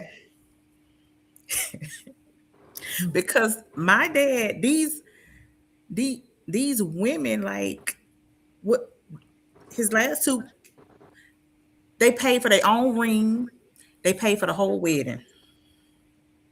All he did was showed up. My daddy told me, he said, "Don't you ever now." I'm gonna say his exact words. Don't you ever walk around here with a wet ass and a dry pocketbook. mm, My grandmother taught me that. mm, So, so I'm hearing it from my dad.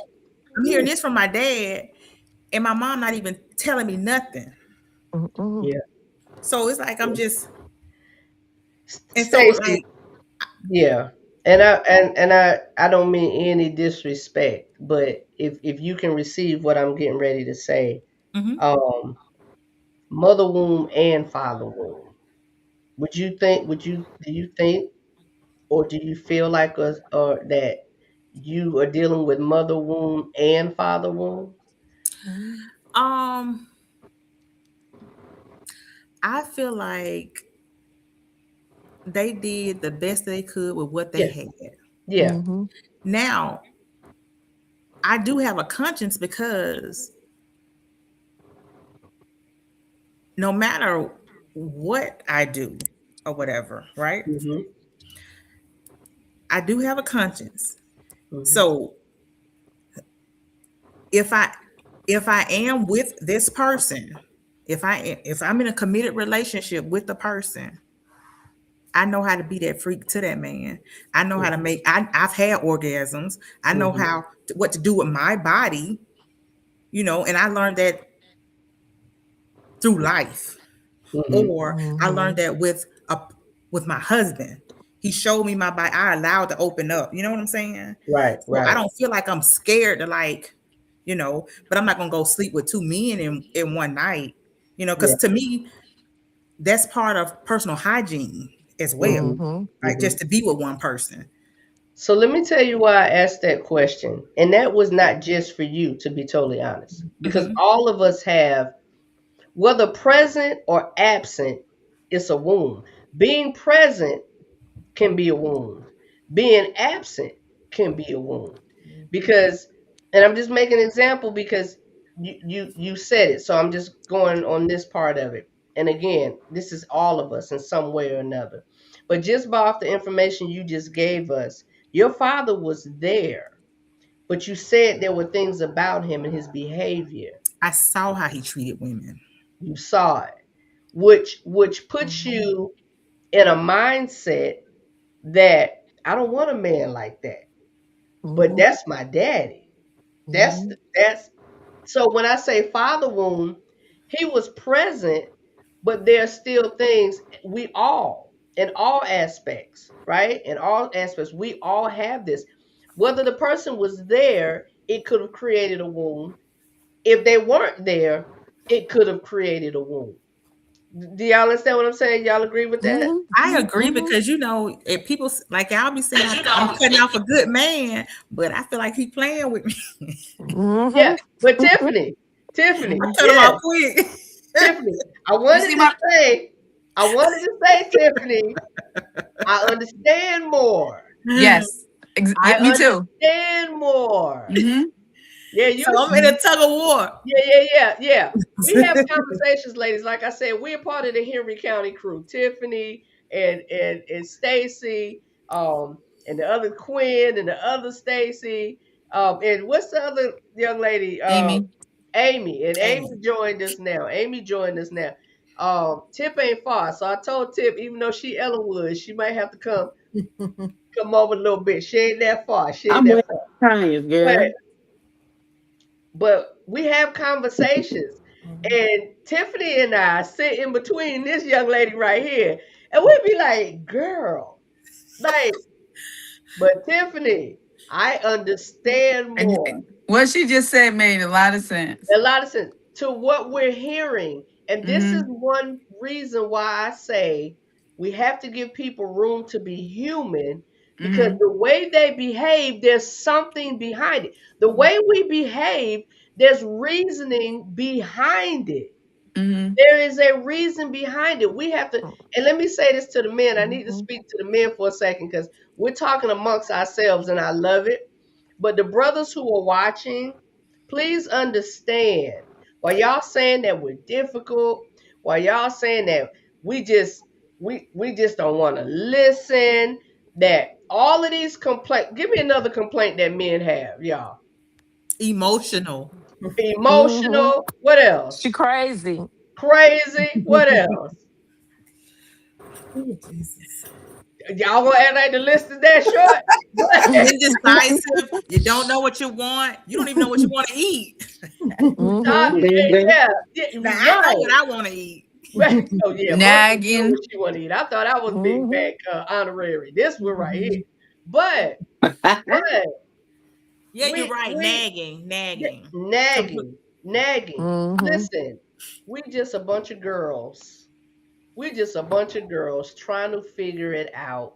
And when you learn better, you do better. But if we're listening, men, if you all are listening, you have to understand where the root problem comes from. Please indulge me. And we're not saying sit in your issues and your problems.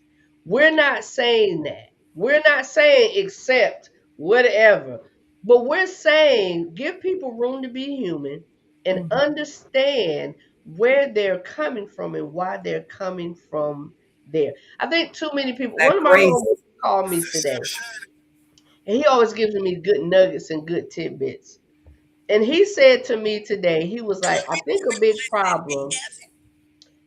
big problem with relationships and why they don't really work. And I'm gonna put this on the female side. I told him, I said, because I'm gonna use this as a woman, right? I'm gonna say this. For women, I feel like that we don't always, based off what he was saying, which made so much sense. I was like, that was great.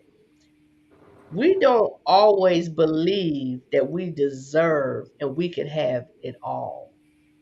And what that means is we settle sometimes and stop short for what we actually deserve because do we really have the faith and believe that we can have it all? Hmm. That we could truly have that man and have that person. Now, one thing I'm gonna say about Stacy, this chick believe that. But I don't know if she believe it to the degree of I deserve the best ever. Or she's saying it to the degree that I ain't giving a brother an inch. that that's something. I think you can do both. I think you in 2026 you can believe it and know it. And I think unfortunately sometimes, even though like they say, if you know better, do better. Yeah, And sometimes we be like, sometimes it's just reality. You know better, but you say this will do for now. yeah. And so Mm, I think we have to be more vigilant about not always feeling like we have to do for now. But if that's what rocks your boat, that's what rocks your boat for yeah, now. But I believe I deserve. I believe that she got off my no my lady in the red dress. I forgot your name. Keita. Keita. Kita. But I'm like her because I know, like, when I'm talking to someone, like I said, I like to cook. Like, people would like, don't cook too early, don't make them some too early. But it's just like, Hmm. that's just the things I do. So I want to be me because that's me. I don't want to, I don't want to wear this mask for several months because I need you to prove. I'm just going to be me. And And I can't change who I am. I can't change that, and I have a choice whether I do it for you or do it for the next person, but I'm not going to change, some of the things that are just innate to me, because at the end of the day, you're going to either decide that person is for you or they're not for you. But Yep. you don't have to. I don't think you have to stop being who you fully are in order to determine that. I made a Um, for video. me, dating was, I wasn't a person who dated a lot in high school. I got, married in my 20s, Mhm. pregnant and married in my 20s. And even when we separated, I was separated for years before I actually divorced. And even during that time of, Hmm. separation and officially divorcing on paper, I wasn't dating. And so I went a long time without any, interaction. And Mhm. as I have adult children now, I always, not always, but often the past few years, I thought, well, what did that really show them? I didn't date, I didn't have men coming in and out of my house, but I Mhm. also realized that once I wasn't with their father anymore, they never saw me have a relationship with another person. So that also has an effect too. Not Yeah. that have people constantly in and out, but they never saw me with another person outside of their father as they grew up. So when we were talking earlier about, who's teaching the kids, how are we teaching them? how are we showing them what to do or what not to do? There's also that part of those divorced families of if you don't ever get a partner while they're still in the house, and showing them that positive, Mhm. male female relationship, then where do they get it from? Where did they get it from? Yeah. So because they don't ever get to see the correction, I guess is what I'm saying. Mhm. They don't get to live it out, and then now before you know it, they're grown and they're out on their own. Yeah, I don't And that's know. one thing that I always question, like how would their dynamics, would their relationships be different had they had the opportunity to see within their own home growing up, the correction after what they saw previously. Right.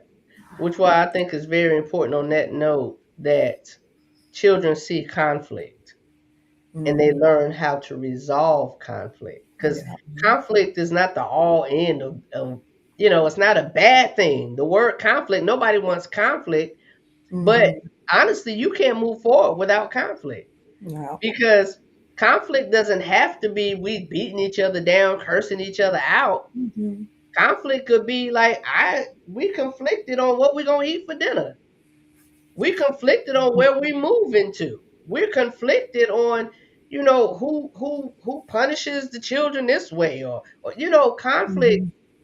resolution is a good lesson and a good, you Mhm. know, to learn, Yeah. and understand. And I think that's why another reason why people are so short with relationships. As soon as something goes wrong, as soon as there's difficulty, as soon as we don't agree, man, should I be with this person?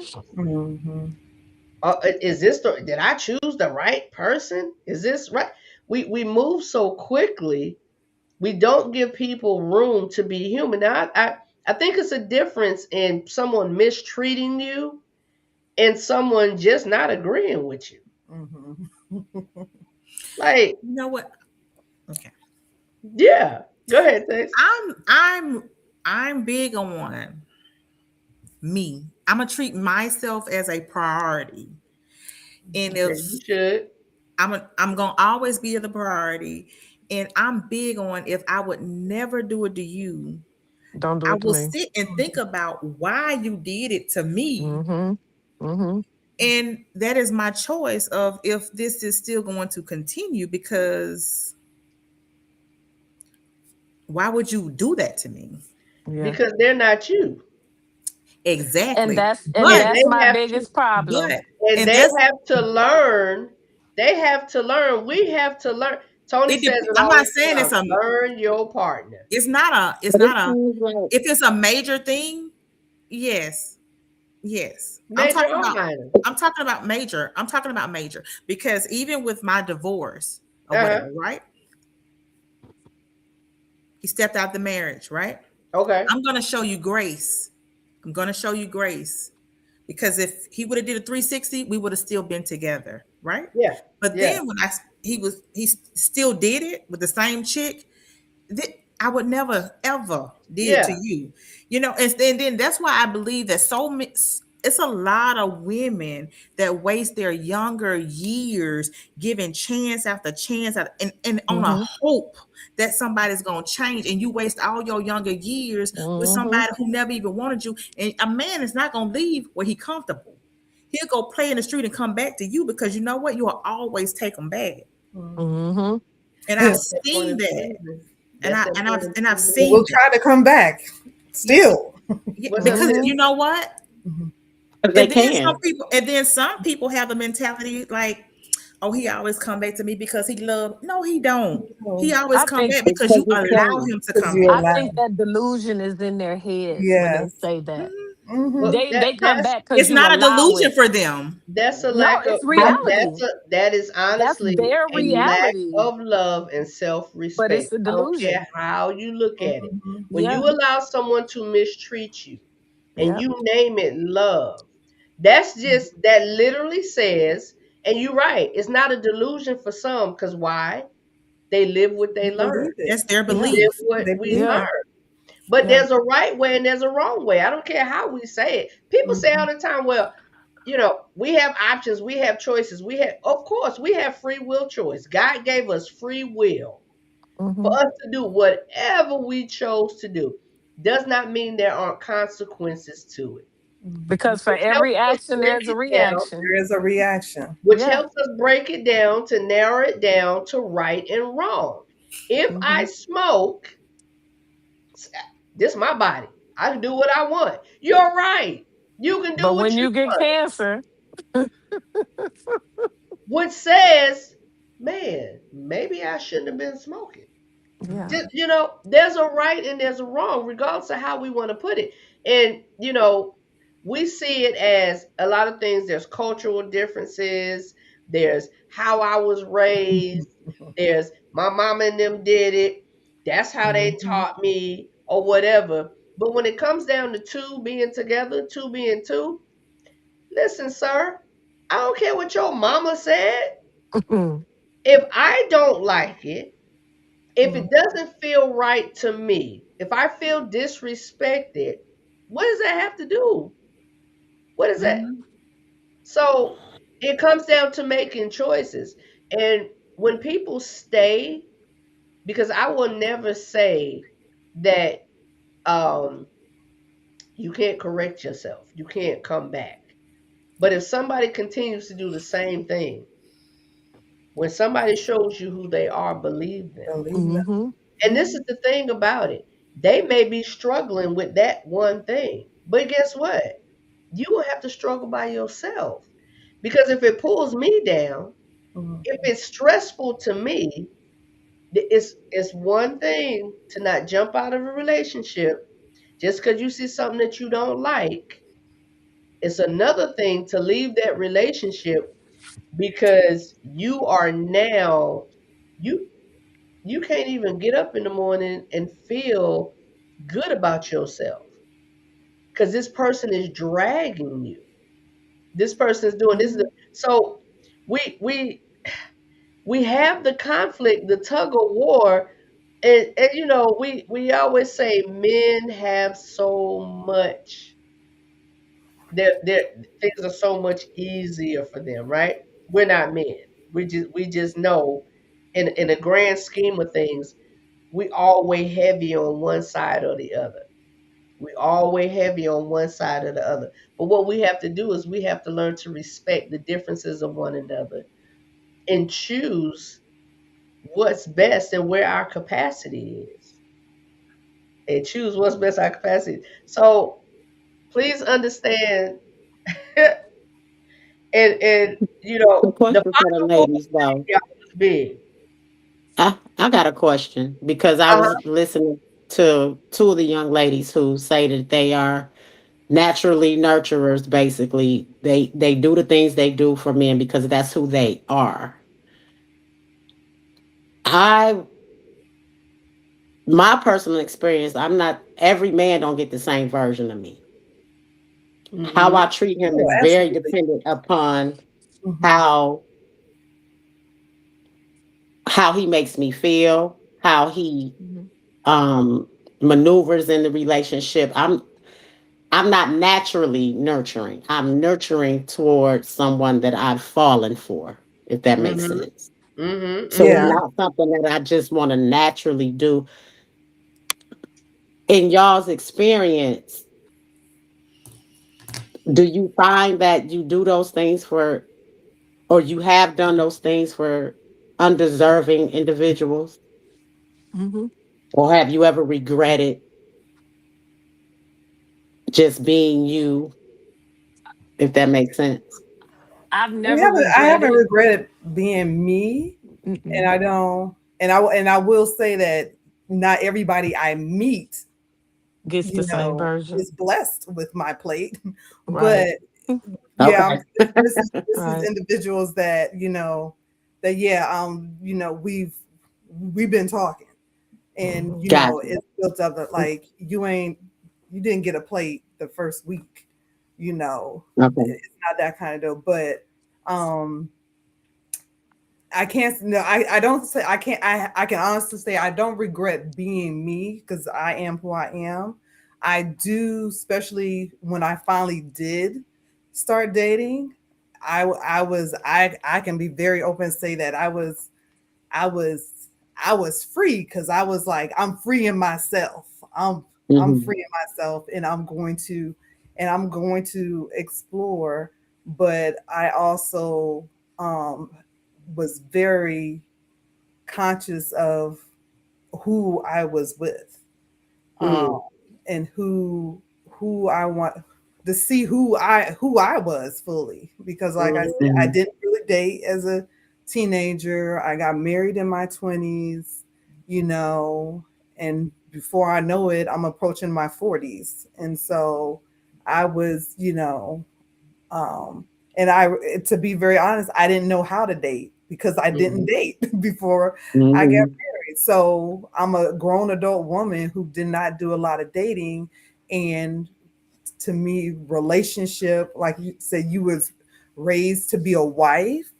I don't know that I was raised to be a wife, but that's what I knew because that's all I had. I wasn't Mhm. I didn't have a lot of boyfriends. I didn't date a lot. Mm. So what I knew was when I'm with someone, I'm with them, Yep. as a partner, and being a Mhm. Mhm. partner and Mhm. growing up is that. So that's kind of that was my experience. So yeah, definitely. Um, so on that part, no regret. If I was close enough to you that I felt like I wanted to do that part of me with you, I don't regret it.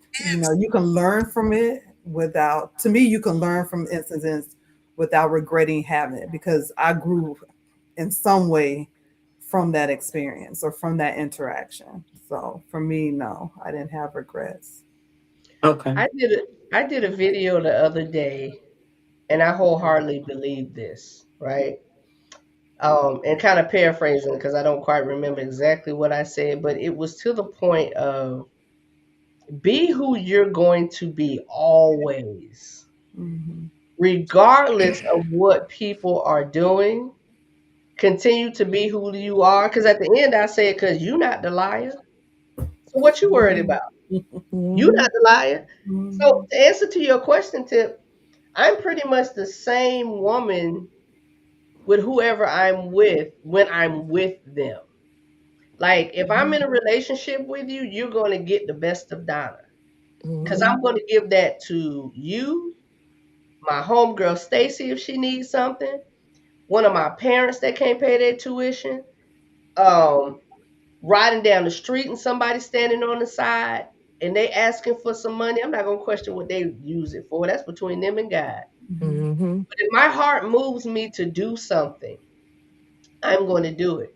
And if you're my man, then you're going to get the extra special of me because everybody don't get the same version of me when there's some, you know what I'm saying? Yeah. Like I'm going to be always who I'm going to be. It doesn't take away from who I am because somebody mistreated and took advantage of my goodness and my kindness. So Mhm. in my mind, when I made this video, I'm thinking, say for instance, you in a relationship with somebody and they're unfaithful or whatever, and you feel like, dang, I got played. Did you? Mhm.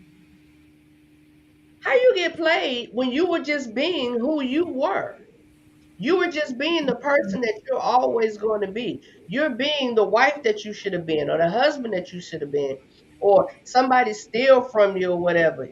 Like now, what I ended the video with, what I was said that if you continue, know that if you fool me once, shame Right. on Shame you. on you. If you fool me twice, Shame on Shame me. on me.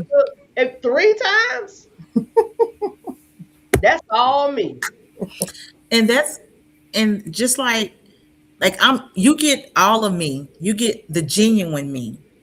So when I do decide to leave because of I'm not agreeing to I'm not being treated how I want to be treated, Mhm. that's I know that I did my part Yep. and I did all of Mhm. my part, and that's why Mhm. I never go back Mhm. Exactly. Mhm. Exactly. Mhm. Now, because if I I was go back, genuine the first yeah, time. I Yeah. yeah, was genuine the first time. You Yep. had yeah. all of me the first time.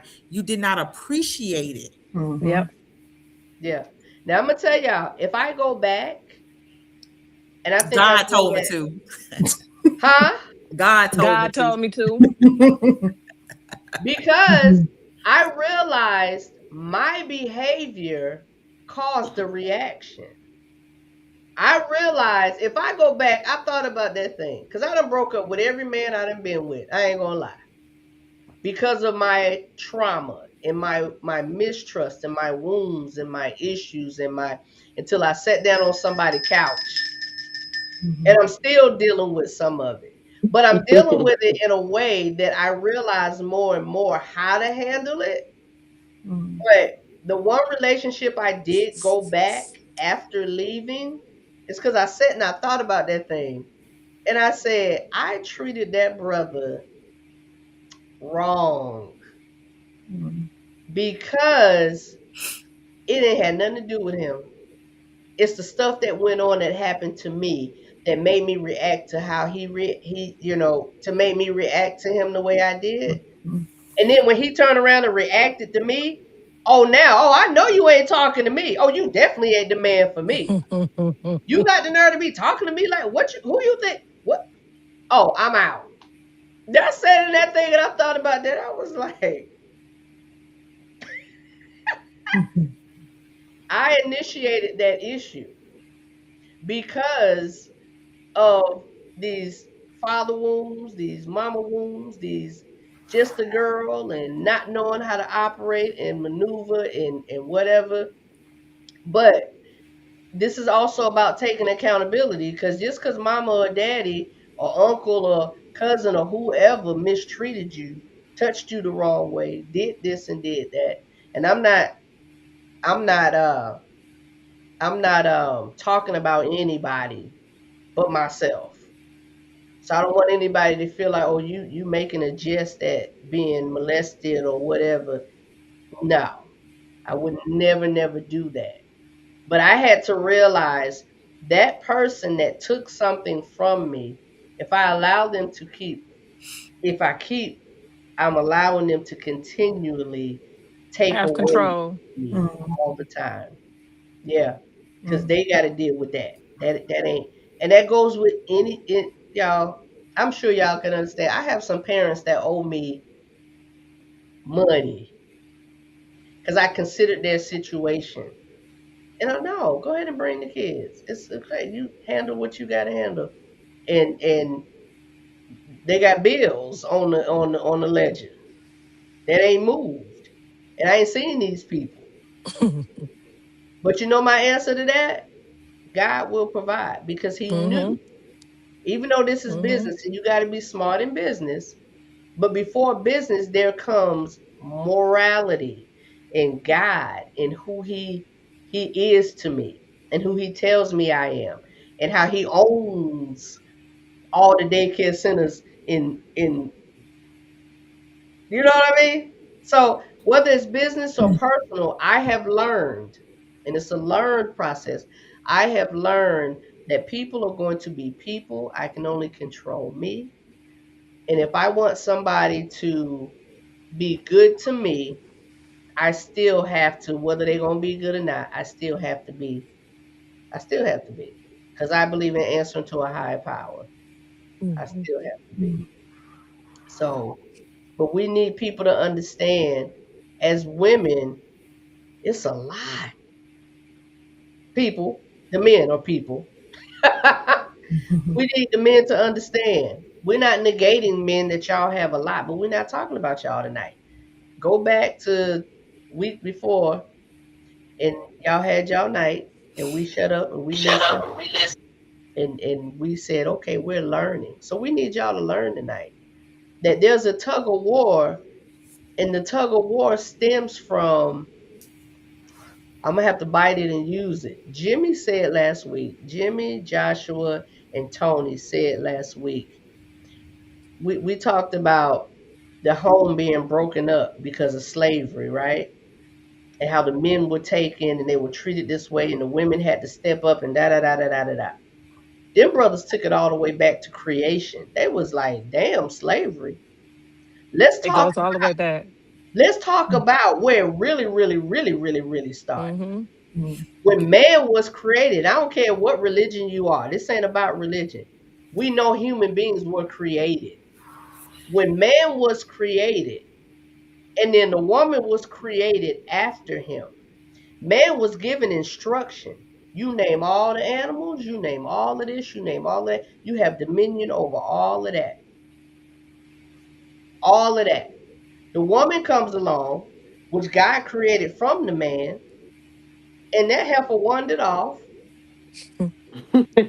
But if you read the word, I don't care what version you read, it didn't say she called him and said, "Come here." That's right. It Mhm. said the brother was right there with her. He was, so this the men talking now. I'm just repeating what the brother said last week. The And man see, dropped the ball from creation because hmm he was given dominion over all, even his woman. hmm And men want to talk about women don't listen, women not submissive. And I'm not making an excuse for not being those things because I understand the word to say a believing spouse can bring their unbelieving mate spouse in. And that don't mean in the church necessarily. That don't mean that means the way I live my life in front of my man should make him be like, wow, hmm I need to I need to step up a little bit. I need to, hmm because my lady is, and I truly, truly, truly believe it can happen. But we have to understand that we can't just pick any old body, and that's but we live what we learn. So the choice of choosing the man that you choose or choosing the woman that you chose them based off of your level of understanding. Let's just go with that. Because people can say all day, "Oh, you chose them." You okay? Yeah, I did choose them. Mhm. But I chose them with the understanding my psyche had. hmm Do I stay in that? Right. Or do I level up and do better?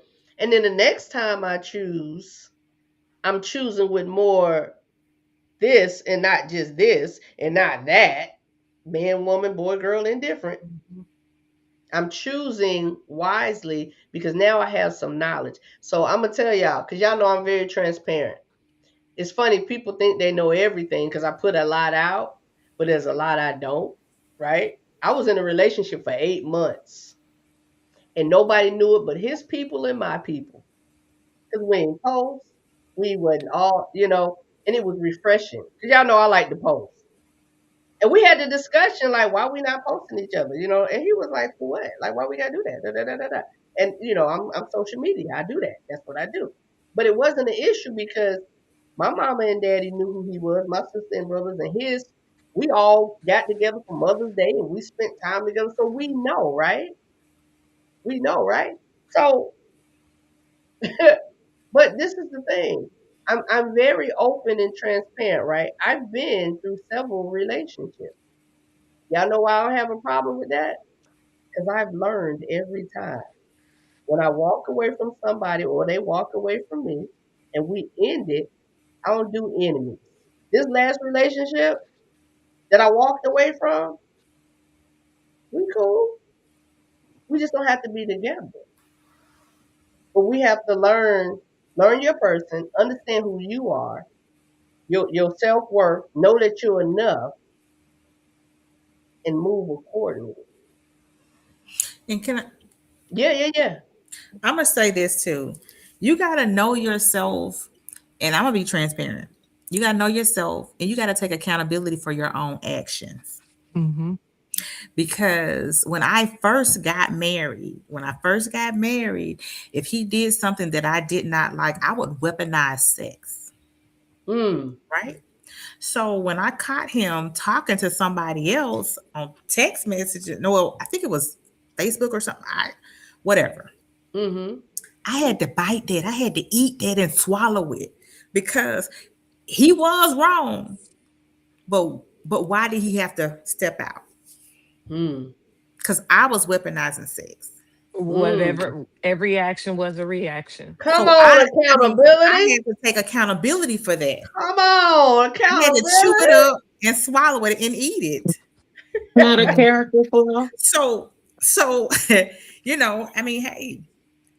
So when he did it the second time, I know I was being whatever he wanted me to be, whenever he wanted it. So that wasn't on me. That was just him. Mhm. That was just who he was. Because Mhm. we Yeah, did do that's the a long character distance flaw thing. all day. Exactly. Mhm. Yeah, because we all make Mhm. mistakes and we all do things. But the person that you're with is But supposed to be and should be. Go mhm. ahead. Sorry. But like, don't get me wrong. This he's not a bad guy. It's just Yeah. bad decisions Yeah. were made. Yeah. Exactly. Exactly. Giving people room to be human, being accountable, because they say we're not accountable. Women Don't take really accountability for their don't take actions. accountability. But sir, let me say this to you: the men that feel like women don't take accountability, she's just a girl. Take that. Take that. Because if she's not being accountable, it doesn't excuse her from bad behavior. It says that she legitimately. I have a video that I'm going to post because it's too long, and I'm asking you all to please view that video. The full version of it is almost 15 minutes, but it's so worth the watch. It talks about the psyche of somebody. It talks about how people or who they are before you even meet them. We have to realize that too. This girl was who she was before she even met you. Because we're talking about ladies tonight. She was dealing with the struggles, the demons, the issues, the problems, or whatever it was before she even met you, sir. You just came into her life and she either tried to ignore those things, tried to pretend they weren't there, or tried to make it look like it's something better than it was. So either we're going to take the time to help one another, or we're going to keep moving along, moving along, moving along, moving along. You have to know your capacity. You have to know when it's time to go, and you have to know when, dang, she's just a girl. Let me suggest to her, y'all know the bell mean counseling. Let me suggest to her that she goes to counseling. And then let me tell her, you know what, babe? When you go to counseling, you let me know when you want me to come in and step in and sit in with you. Mhm. You let me I'm an know advocate. cause I'm here for you. Your advocate. That's right. I'm here for I'm an you. advocate. Yeah. And then you have to know when your capacity is, because she's just a girl. She just a girl dealing with stuff that she never got help for. She never talked about. She never released. She carried. Do y'all know my family, my mother did not find out, my sister and my children, because they are adults now, did not find out that I was molested and raped until, what are we, 2026, 2023, about 3 years ago. Yeah, I was grown when it came out. I was grown as well. Nobody knew. You know what my ex husband said to me? My children's father, the only man that I count as my ex husband, my children's father, one man, both children. No. He said to me when I told him, because we had conversations after, because we weren't enemies. I don't believe in that. If you were enemy, you really, really did something. And I don't need, yeah. But he said to me, he was like, that explains a lot. We had been divorced years. I said 2023. It had to be about 2021 when I started through counseling through the VA. I had been through counseling before, but I hadn't tapped into that. I hadn't tapped into that. When I said that to him, I shared that. He was like, that explains everything. And I appreciated that he said that because it said to me, man, like all these years, all of this stuff, all of that, I could have let this go a long time ago if I would have just told somebody and spoke. Because the shield that I had up, she late to the party, but we're gonna let her in. What's I'm sorry. up? I'm sorry. You are fine, my dear. I thought it was over. I'm Yeah. sorry. So I'm sorry. Let me answer Victor, Chris, Mr. Fields. Sir, this is the female panel tonight because we did the men 2 weeks ago. So I'm going to send the YouTube discussion to you where the men laid it out. They did their thing. But tonight, the ladies are only on the panel because we had 2 nights. But the men, so I'll send it to you, Mr. Fields. I'll send it to you. Um, so, hey, Carla, how was your day, sweets? It was good. Just busy. Good. Okay. Okay. Yeah. But Hallelujah. until we Hey y'all. Hey. Hi. that accountability for ourselves, meaning we have to admit and we have to say so we can move on. We have to do that. So, ladies, we've been on this thing. We've been rocking this thing 2 hours. I'm not gonna shut it down just yet. If you have to go, you can go. But I need to hit on this last point because it was one of the points that was made. Independence and submissive, being submissive. Independence and submissive. Tip, you mentioned about one of the things that's a tug of war with women, that Right. independence and submissive. You want to elaborate a little bit more on that? Well, speaking for myself, I've been independent for so long that I don't want to say it's difficult to um, let someone else take the reins, but I do find that You don't want to sometimes. say Say that it. again. You don't want to Like say I, like I'm on autopilot. Like it. sometimes I forget to set back and let it happen. Like Mm, I'm just on go. So sometimes it's like, dang, babe, slow down. Let me handle that for you. I'm here. You know what I mean? So it's I I wrestle with that sometimes, but I know I want that yeah. and I need that. And my most successful relationships, those have been with strong leading men. Hmm. And I think that stems from me not having a father around too. Yeah. Yeah. Making it hard to let go. Making it hard to let go because, like you said, it was your mama. You saw her do it.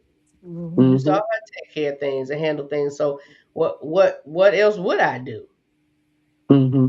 What else would I do? How else would I handle that? So I'm Hmm. going to I gotta play this. I gotta play this one, y'all, because that was perfect on time. Let me play this video. Of all the hurt that women experience at the hands of men, the worst of it has nothing to do with boyfriends. It's when the father is absent. Because now you're watching your single mom do it all and be the breadwinner, nurturer, disciplinarian, and head of the house. And by nature, we mimic the examples that are in front of us, right? So the little girl who watched that is now a grown woman who practices it. But it's not out of necessity like your mother. For you, it's out of fear. She had to provide for the family and put food on the table. But you do it because you're running from the negative image of what you saw growing up and never wanting to feel weak for needing a man, which is hurt that impacts your effectiveness in relationships. Because now your idea of teamwork and being a collective unit is all misconstrued because all you've seen growing up is your mother do everything.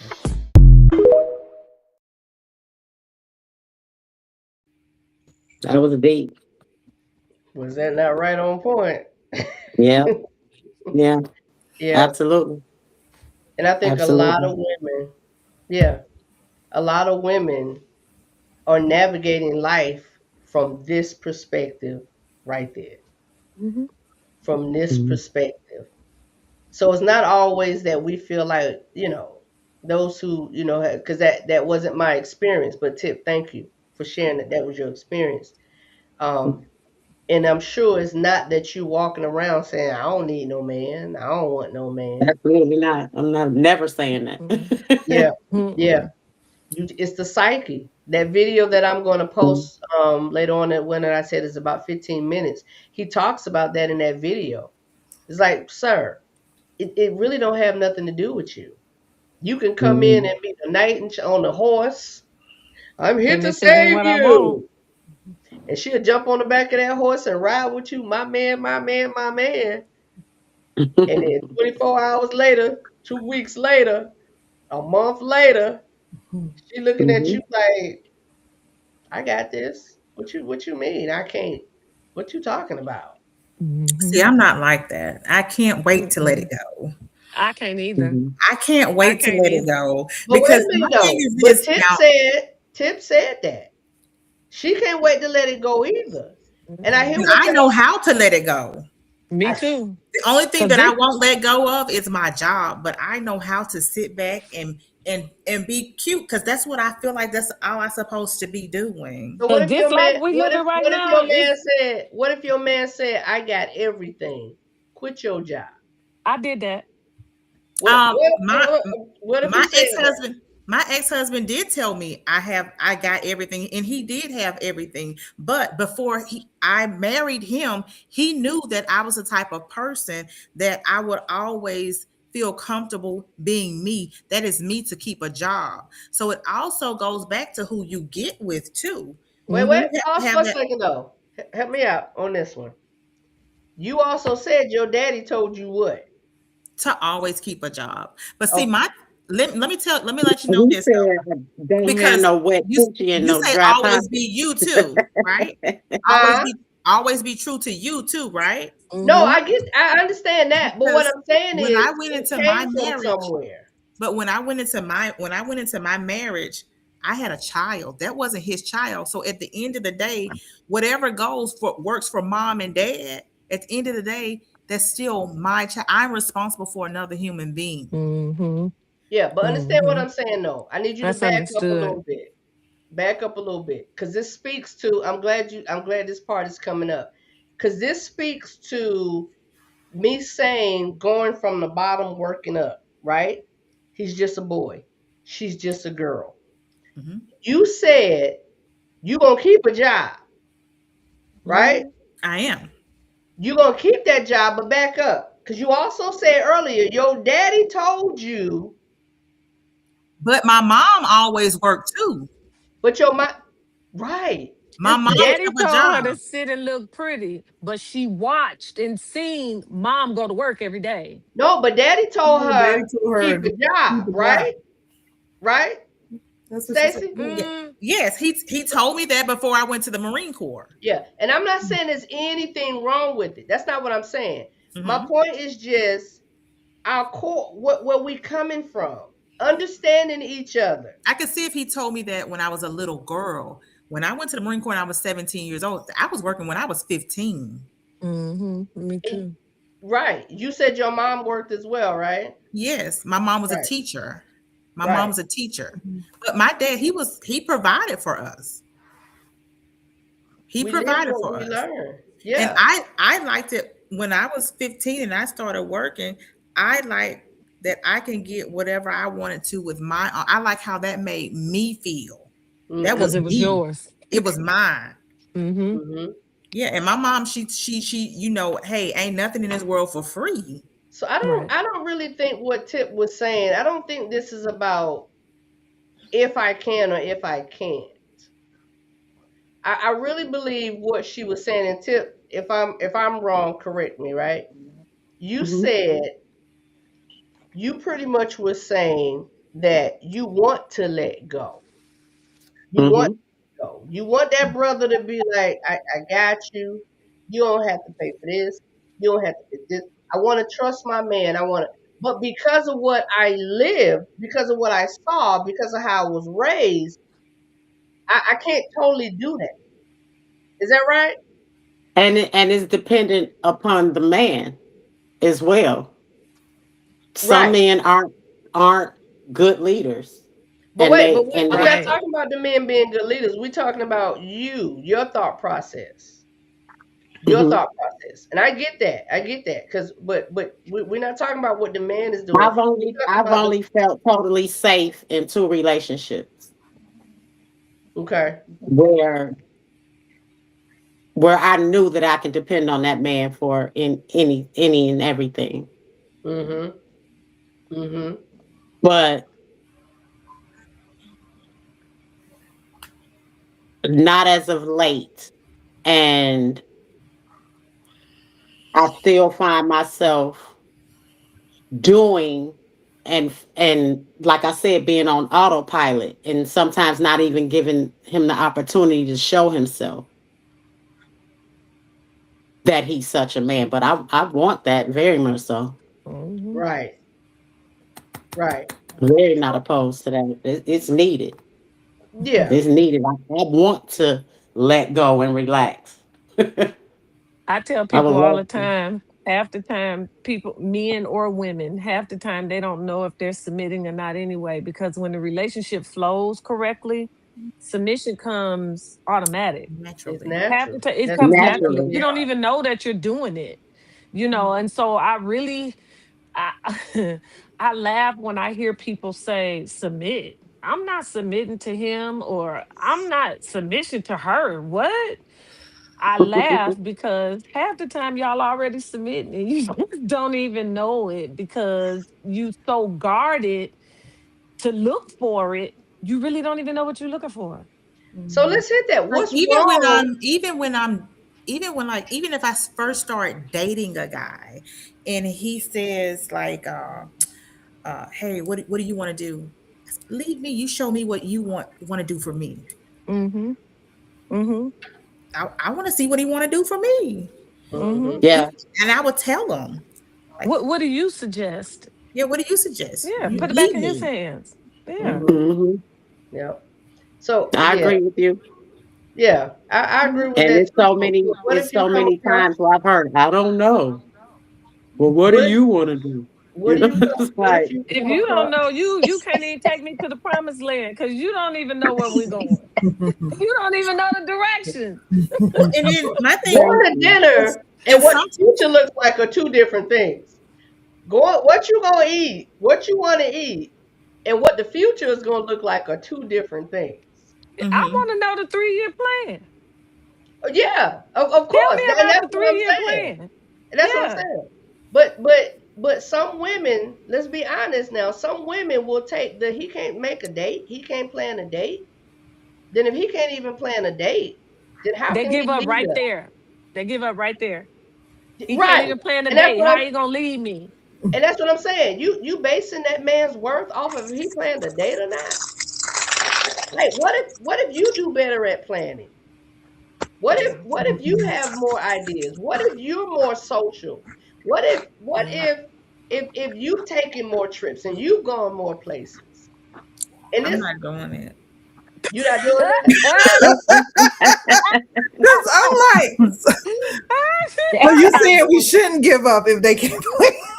No, I'm saying I'm Y'all open it. saying You helping me. You helping me right now. Like Because right yes. a now. What man, I'm You helping saying me. when is a we man cannot can come throw people in, away for minor Minor things. things. but a man can come Right. in and see how you handle your own life. A man see how you take care of your own self. He see how you handling your own life.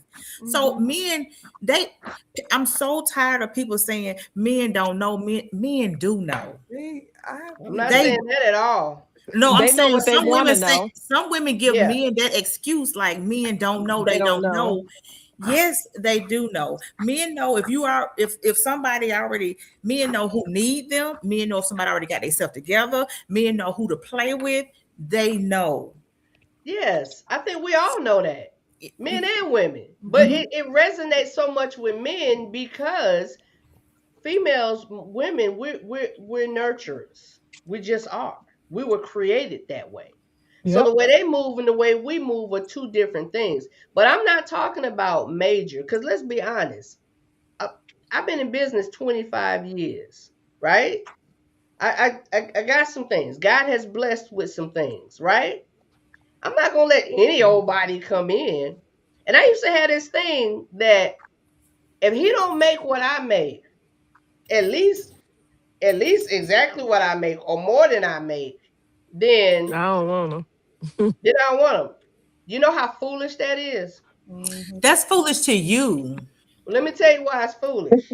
That's foolish to Look you. at the demographics of where you are. Let's think about this for real. Take a second. The demographics of where you are, where you live, what your income base looks like, and where you are. And the expectation of what you have for you. Yes, have expectations. But if I'm saying, if I live where I live, right? My business is in DeKalb County. Primarily, that's where I, would be in DeKalb County. If I socialize around those areas or whatever, unless I go to another part of town, I'm not gonna find a brother that makes the income that I make. But that doesn't mean these brothers around here aren't good brothers. But that also means I'm going to be particular about who I deal with, yes. But if that brother, oh, if that brother has, say for instance, he's a sanitation worker. He's been on the job 15 years. The brother has benefits. He got some medical. He got 401 going on. He got a little whatever. He driving an older vehicle, older than mine or whatever. And that's a lot of times I think what we get tripped up at. We look at those things and we be like, oh, he can't be. That can't be for me. because we're looking surface level. We looking surface level. We have not looked, we look, and I don't believe in just dealing with any old body. Please understand, ladies, that's not what I'm saying. But what I'm saying is we have to give people room to be human, and we have to meet people, men, we're talking about, where they are, just like we want them to meet us where we are. We have to do that. If we want something that's sustainable, if we want something that's going to be a future, that's looking into something, we have to meet people where they are. We say all the time, we believe in God, we trust in God, we want to be like him, and we're not God. Yes, the heck we are. He said, who he is, we are. If we trust and believe in him, we can have the same powers, the same movement, the same thing, because God in us gives us the power to do it. So if I meet somebody and he don't have what I have, that don't mean I'm not gonna talk to the brother. I'm gonna say, but once I realize you don't even have a plan. Because I done heard it before. Oh, I hate this term, boss lady. Oh, I'm done already. Because I already know what your mindset is. Just because he said one word, yeah, he probably was just joking with you. But I'm just playing. I'm just using your words because you was like, why would you cut him off for one little thing? Yeah, because you don't know the guy. He just said a little joke. Yep, use my word. Because again, I said that's what I was just, anybody. I said not just anybody, right? That's what I was just saying in the beginning. When you said it was foolish, it's foolish to you. Everybody has their own opinion. No. So I my apologies. I didn't mean it was foolish as in, okay. To me, you're correct. To me, it's foolish. But this is what I'm saying. We have to give people the chance, the opportunity to be human. When we learn their humanness is not what we need or what we want, it's okay to let them be human over there. That's all I'm saying. Because you can't approach me with boss lady neither. Me either. Right. I don't like that. Because there's something about that's to me. That's you know what I'm saying? That's for me. You can't do that. Because some women will look at that and be like, oh, he respect me. He see I'm a boss. Stick around. My thing is, and people they look at me different because I'm 46. I'm not in my 20s. I don't see myself trying to build a man if he. I wouldn't tell a You 25-year-old. you shouldn't feel obligated to. No, but I'm saying in your 20s, in your 20s, you come out of high school, that's the time to be building. Potential is very cute when Not you're a young. person, though. No, I'm just I saying. would never tell a 25-year-old to build a man. I'm not saying that. Those Okay. maybe those the words that I use, but I'm not saying that. Okay. That's the time when you come together and you build on yourself or whatever first, or whatever, right? And then you come together. But if my 40s, I'm going to be 46. It's a no. I don't even want to get to know nobody. It's stopping right there. We could be friends all day long, but it's gonna just stop right there. Somebody, you can't just be friends all day long. But let's remember, COVID happened. Mm-hmm. So before COVID, I was getting ready to start construction on my third building. Right? I had an architect, I had contractors. COVID happened. These were, and I purposely chose Black businesses, Black men, Black families that had these businesses. The architect came in, drew up the plans. We had it going. I had my IT people ready. COVID happened. After COVID, and I hate to say this, but I say it in this way only on a business level. COVID was good to my business because I was essential. Childcare. People had to go back. So they made sure we had what we needed. We had PPE stuff. We had grants. They made sure so y'all could go back to work. The babies could come into the daycare center, right? So COVID was good. When I went back to say, hey, it's time to build this third building, guess who was gone? All of them. Either somebody had passed, either they lost their business because they couldn't sustain through COVID. Now, I'm going to tell you, one of these gentlemen, brother was fine. Brother he was together. He had the business. He had this. He lost everything. Right? So he's trying to rebuild and rebuild and rebuild. Meanwhile, I'm still up here. I'm good. Still going up. Because why? I didn't get affected that way. I say that to say this. People build and people lose.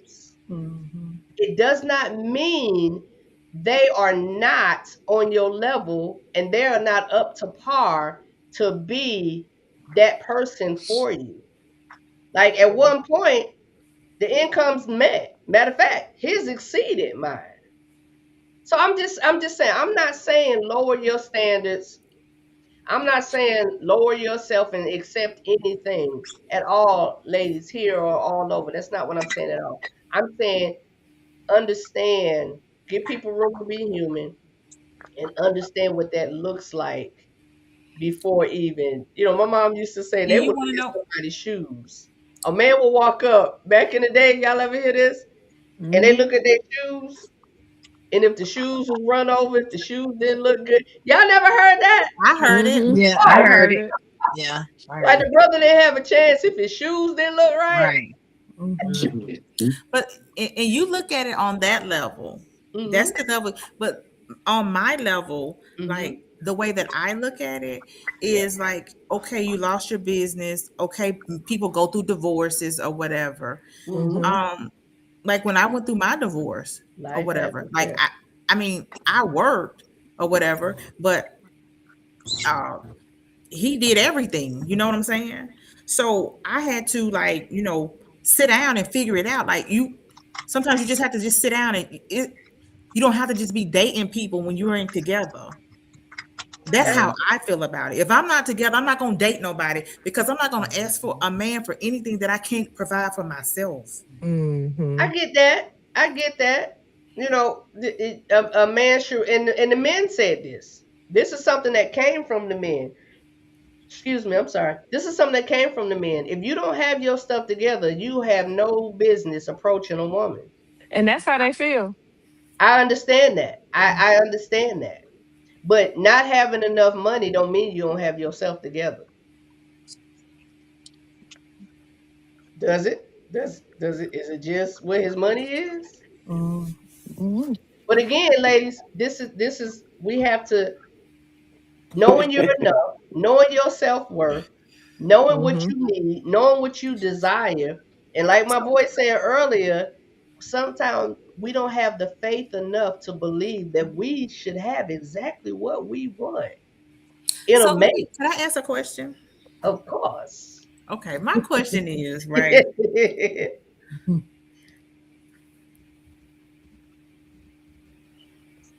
A man knows that he's supposed to be the provider, right? So do because I don't know, I'm not a man, so I don't know how to think like a man. So do you think that if that's the man's purpose in life to be a provider, and he can't provide from the beginning because of the how does he feel in that whole entire relationship if he's knowing that he's not the provider? I don't know how a man feel, but I mean, I think like, how does he feel? Like, do he ever think that he'll be able to please me truly, or do he ever think he'd be able to fulfill his purpose? Those are just the thoughts in my brain. Yeah. And Yeah. can I try to answer that? Hmm. I think that it goes all the way back to slavery. It goes all the way back to slavery. Because what happened when the black man was trying to be a man to his family, the slave owner took him away, Broke him. broke him down, even down to raping him, emasculating him, to make him feel like, I can't do this. I'm not a man to my family because I can't provide. And it comes generation after generation after generation after generation because we're taught things about life through generations. So the man has always been taught pretty much the same thing. And it starts all the way back there when it was taken from them. They were taken away. Like, you can't provide for your family. Think about it. From the movies and the stories that we've read about slavery, they separated families. Sent the kids one place, sent the mama one place, and sent the daddy someplace, or they kept the daddy. They separated families. And if you think about that then and what's going on now, it's the same thing. Black families are separated. It goes all the way back to Adam and Eve. Yeah, Because Adam yeah. had already did out the work in the garden before Eve even Listen, came along. listen. It took me to read the books that's missing out of the Bible. And I was last month's old when I said, oh, this didn't start with Adam. This was long way before Adam. Eve didn't pull him to that tree. It was another man that pulled him to that tree. I said, oh, okay, this is why they took the books out of the Bible. They didn't want us to know this. That's Yeah. why I'm a firm believer in letting a man be a man. So I I will was let just him. getting ready to say that. I was just getting ready to You say let that. him let a I'm man a be a man, he believer. gonna show you I'm definitely exactly a who he believer in is. letting a man be a man. Yeah. I'm also a believer. I've also learned every man was not taught how we would say, some To people would be a man. necessarily say, a man should be. His behavior is not always how we think it should be. Mm-hmm. Is that saying to not accept more from him or expect more from him? No, it's not saying that. I'm just saying that's how you choose and determine, is that your man or not? But reality is people live what they learn. Mm-hmm. Let's look at a man who grew up Mm-hmm. in a household with a bunch of women. Daddy wasn't there. Granddaddy was probably around, but he was doing his things. Make an example. He was just doing his thing. And a bunch of women raised him. That means they catered to him, they fed him, his clothes, they took care of what he did. I really feel like a man like that, the women didn't even teach him how to treat them.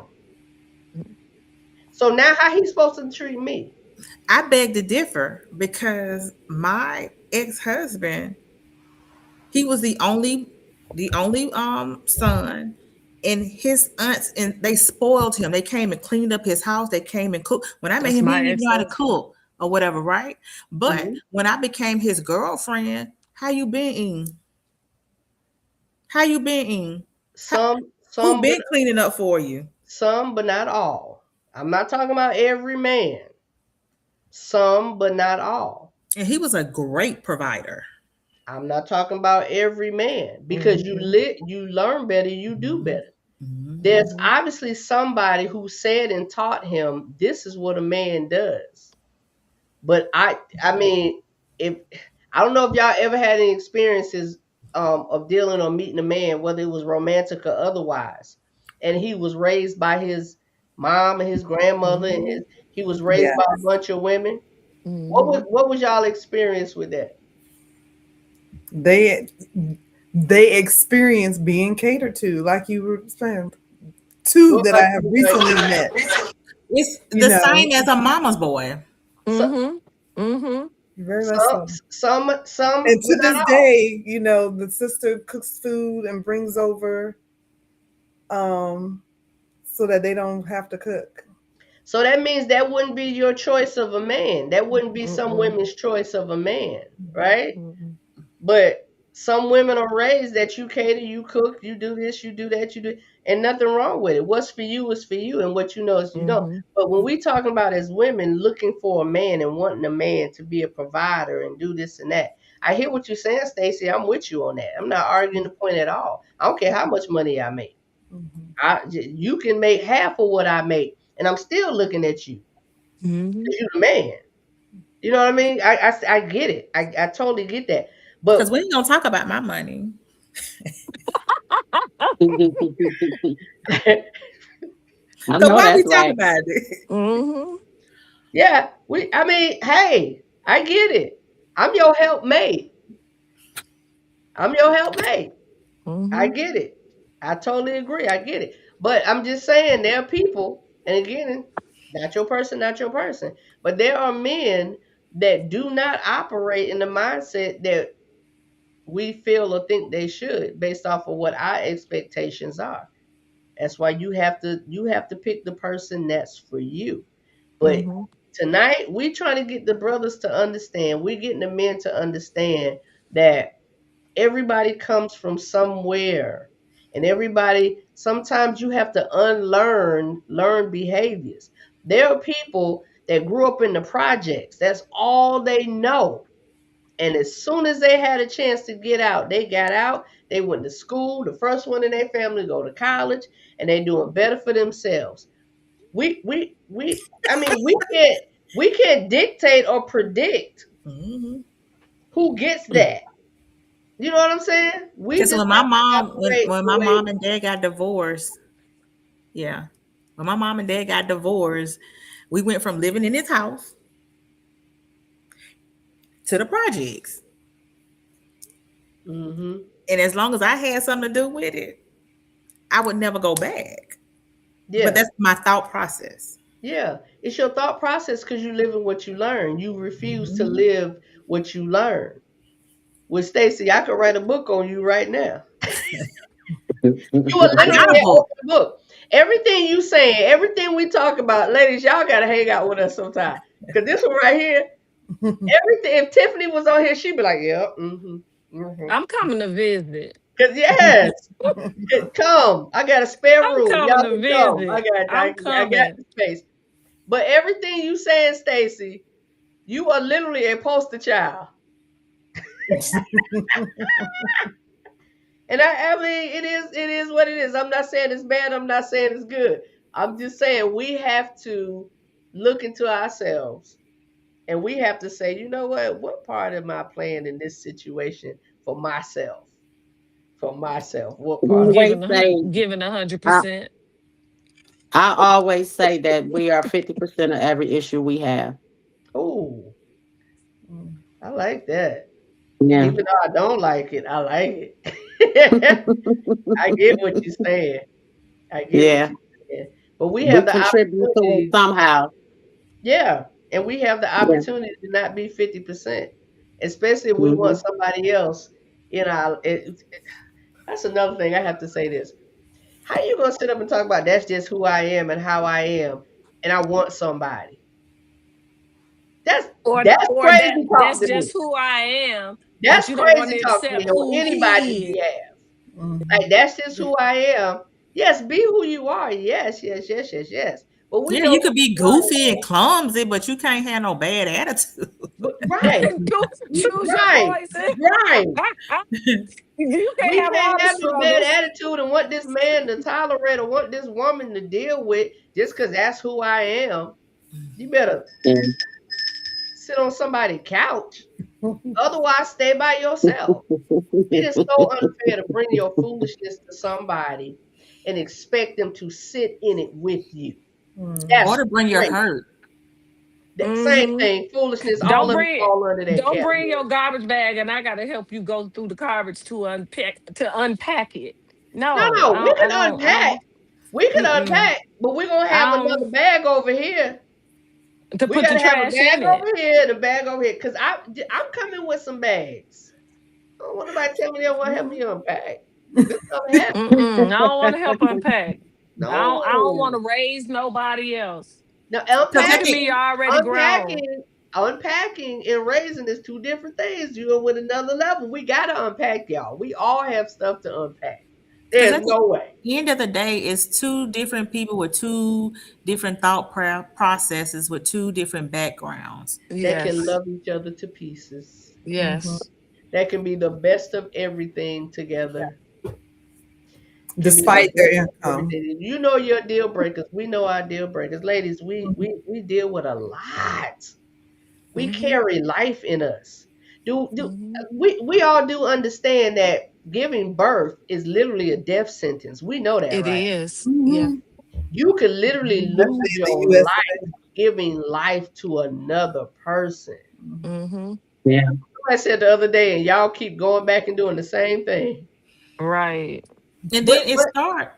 but right. But it's It's such a beautiful, it's such an amazing thing, even though it can be a risk. But like everything, you have to walk this thing. You go to your doctor's appointments, you take your vitamins, you walk, you exercise, you eat right, like anything. So of course I'm gonna do it again. Because me and my husband, he wants, we want, of course. So that was a dumb comment when he said it. and then it's like we're our bodies are constantly changing. We get a cycle, and then we go through perimenopause, then we go through menopause. Like we're not gonna be the same person. It's like Right. so. Like And I'm going through understand. perimenopause now, and sometimes I be like, is this even real? Like I'm unreal. Like, is this even going on? I have to. Um, I forget everything. I'm nervous. For what? Like, and all I did is wake up. Do y'all know I learned the other day, and I'm gonna see if I can find it, that men go through Mhm. starting at about the age of 30, they start going Andropause. it's a menopause for men. It's a word. Let me find it because I saved it. Because Andropause. what is it? What is it? Andropause. Andropause. Mhm. Yep. Yeah. They start Yeah. losing testosterone. They start losing, I don't want to say it wrong, but they go through, but they're start at the age of 30. I didn't know that. I Mhm. learned that the other day, and I started researching that thing, and the more I looked up, the more I was like, oh wow, which just means he's just a boy, which just means she's just a girl. We're in this thing together. We really are, and we just have to find the person that we're gonna be in it together with. Oh, I looked it up and then look at the common symptoms. What are common symptoms? The physical and emotional signs associated with this phase include sexual health, reduced sex drive, erectile dysfunction, fewer morning erections. Physical changes, loss of muscle mass, increased body fat, reduced bone density and fatigue, emotional shifts, mood swings, irritable, poor concentration, and mild depression. That's why you be Girl, like, that's how I menopause. that's why I be like, you just a mean old man. At 30 though. At 30. No, it get worse. Yes. Starts at 30. It starts at 30. 30. Dang, he just a boy. We just a girl. Oh, We are. they didn't prepare us for this. They didn't. Mm-mm. They didn't. Not at all. They did. We have an opportunity. We have an opportunity to prepare others. That's what I was getting. I was saying I was glad my nephew was around the other night because the men really poured into him, and that's Blessed what it's Jesus. about. That's what it's about. That's Mhm. what it's about. Helping those. And the younger generation they are more open. They're not afraid to have conversations. No. You know, when I think of my daughter who's 27 and her group of friends, I mean, they sit and have conversations in their early 20s that, you know, we just now have it. The At like things, Yeah, a 40 lot and of at 50, that like time, that children were generation is seen but not, not heard. Yeah, they, yeah. yeah. yeah. The things that my children talk to me about, I wouldn't have dreamed of talking to my mother about those things. Just the subjects, you know, in general. And Yeah. I'll be like, why do y'all have to tell me this? And they be like, cuz we can't tell daddy. We just have to talk to you. And it's like, I wouldn't have never told my mama nothing like that. Or I wouldn't have never asked my mama nothing like that. And they was like, but you not your mama. Well, I have to say, I'm y'all, glad my son I, comes to me with I it. I'm came from, glad. I can, and I I don't, some of the appreciate it. stuff I be scared, but I'm glad he Yeah. comes to me. Yeah. Yeah, I Let come me And know it's from a like, trust family you. line. yeah. I Yeah. come from a family line that my great grandmama was like that, which is why my mama was like that. Really. The openness, oh yeah. Yeah. My mom took a lamp. She took a lamp one time and took the shade off of it and showed my brothers how to put a condom on with a lamp. I tell people that story, they be like, "Yo, mama?" Oh yes, Sylvia was no joke. So I remember the only thing my mama said, which is my adopted mom, which Charlotte, is my aunt. She told me the only thing she talked about sex in our house is she told me, you get pregnant, you having an abortion. That's all I ever heard. yeah. That's all I ever heard. So she didn't have no other type of. You can tell me if I get pregnant, I'm having an abortion, but you ain't never told me about protected sex, unprotected sex, what happens with sex. Don't do it. You know, if you won't do it, this is what you do to protect yourself. None of that. It was if you have sex and get pregnant, you having an abortion, and that was it. That's it. So when Yeah. I first got pregnant, I was scared as a heart attack. When I first got pregnant, I didn't even know I was pregnant till 7 months. Oh wow. Yeah. I I was didn't fat even at 3. know. No, I didn't know I was pregnant till I was 7.5 months. I Yeah. was fat at And 3. I I was knew I scared to death yeah, I to knew I tell was. her. I just didn't pop out till about almost 8 months. I was Everybody No, was I like, fat. didn't "You ain't know. I was pregnant." big and pregnant at 3. About 8 months, No, that I just stomach thought popped out. That was like, whoa, where that I come just thought from? I was gaining weight and I couldn't button the top of my pants. And I was like, Mom, I need some new pants. You know, I worked, so I bought my own clothes. And one day I got off the bus and was going into school to go to lunch, and I felt my daughter kick. And I stopped in the middle of the hallway and said, "What was that?" And I lift my shirt up and I watched her foot come out one side of my stomach and go on the other side. And I turned around and asked a friend to take me downtown Detroit to Planned Parenthood. And that lady said, "Yeah, you pregnant. 27 and a half weeks pregnant." And I cried because how am I going to tell my mama? So can I want to put a pin right here, ladies, and say this on that. we listening to what she's saying, right? And we thinking in our minds, wow, what? Mhm. But if we take that thought process when we dealing with people and realize that's exactly where we come from. We come from not knowing. Mhm. We come from having to learn. And we come from a lot of teaching ourselves or listening to our friends and then we Yep. become adults and we expect to do this thing called relationships. And the men to be leaders and the women to be helpmates and us to come together and know how to do this thing. We are still working on getting rid of stuff, unlearning things, and at the same Mhm. time trying to be with somebody while I'm unlearning me. While I'm trying to get Mhm. me right. We got degrees on here, businesses, Mhm. intelligent women, and this and that and this and that. But we still struggle with the basic human connection. Yeah. Y'all I'm saying? Like Because this stuff just blows my mind sometimes. and it's with our culture. It's with Mhm. our culture because if you look at it, we really wasn't really taught like social skills. Like if we couldn't spend the night over nobody's house. You know Mm-mm. what I'm saying? Or other races, they be going on dates at 13. They Not us, marrying them off at 14 and With the 15. parents. They but taking them out, yeah. yeah, but not us. Why Mm-mm. not us? She's just a girl. But I'm just saying that's our culture. Were you Mhm. allowed to go on a date at 13? No. Who?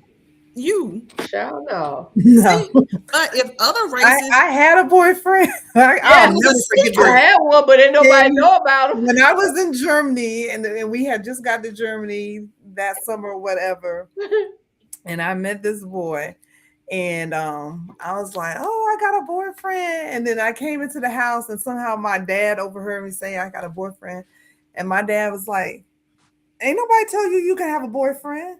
And Mhm. I was like appalled, like, "Oh my goodness, I ain't even know I had to ask permission." So he was like, "You can't have no boyfriend." So I walked my little self back out and told him, I said, "I'm sorry, I can't be your girlfriend because my dad said I can't have a boyfriend." And when you said at 30, and that was at 13, but it was like it wasn't even, and that's why I said, and when he said that, I think it just ingrained in my mind, like I didn't really date during high school either because it's like my daddy told me I couldn't have a boyfriend. Mhm. So, and then we moved to Minnesota when we left Germany. So it was like, that was a whole different thing. So just culturally, like we were no longer on a base. I'd never been to a school that was all white, basically. So it was like socially, it wasn't even there. The interactions wasn't there for dating for me as a young black girl in Minnesota. And so it's like that whole window was gone and missed. But now that you said it, I think back in my mind, ingrained is that time my daddy said, "Ain't nobody tell you you can have a boyfriend." So let me ask you a Mhm. It was question. frowned I never upon. really thought about that Yeah, Mhm. so until let me ask you a question. When he said nobody told you you can have a boyfriend, did he Mhm. tell you why you couldn't have a boyfriend? He did not. See? He ain't have to. And Yeah, we and didn't that's what I'm question. saying. And I get Yeah. it He because said, we "Ain't come nobody from tell that you you can have a generation. boyfriend," and I was like, Oh, "You okay. right." I get it. And I Mhm. get it. We come from that generation. But my Mhm. point to that is who taught us? Yeah. How did Just we like know Mhm. what to do and how to Yeah. do? And the years just kept ticking The away. years tick And away. we get into Mhm. And relationships and now, we and as grow. a grown person, years and years later, when my dad like really shared something with us, then I got it. Like for him, it was protection. It was a mhm. statement of protection, and I got it later, Later. years later, but I get it now.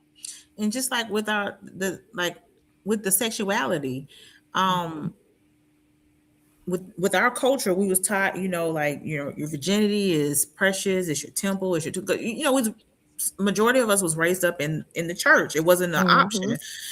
And then when 17-year-old Stacy go to boot camp, and hear these stories and what these girls was doing. Like they was doing stuff I never even heard of. Like what in the world? Yeah. And they thought that, you know, oral sex wasn't, they would do oral sex before they even lose their virginity. Right. And they felt like it, Because you're still a virgin. Mhm. If you have oral sex, you're still a virgin. Sex is Blind sex. leading the blind. Yeah. That's what I'm telling you, I've heard that. If you mean But is you it have- broken? But Yeah. this 17-year-old Stacy going Yeah. to boot camp, and you know, I never even 17-year-old Stacy never even heard of you putting your body parts in the mouth. Like what in the, you know what I'm saying? I'm like, what? Mhm. Yeah. And y'all doing this before you even do this? Like, so And then we got married. Then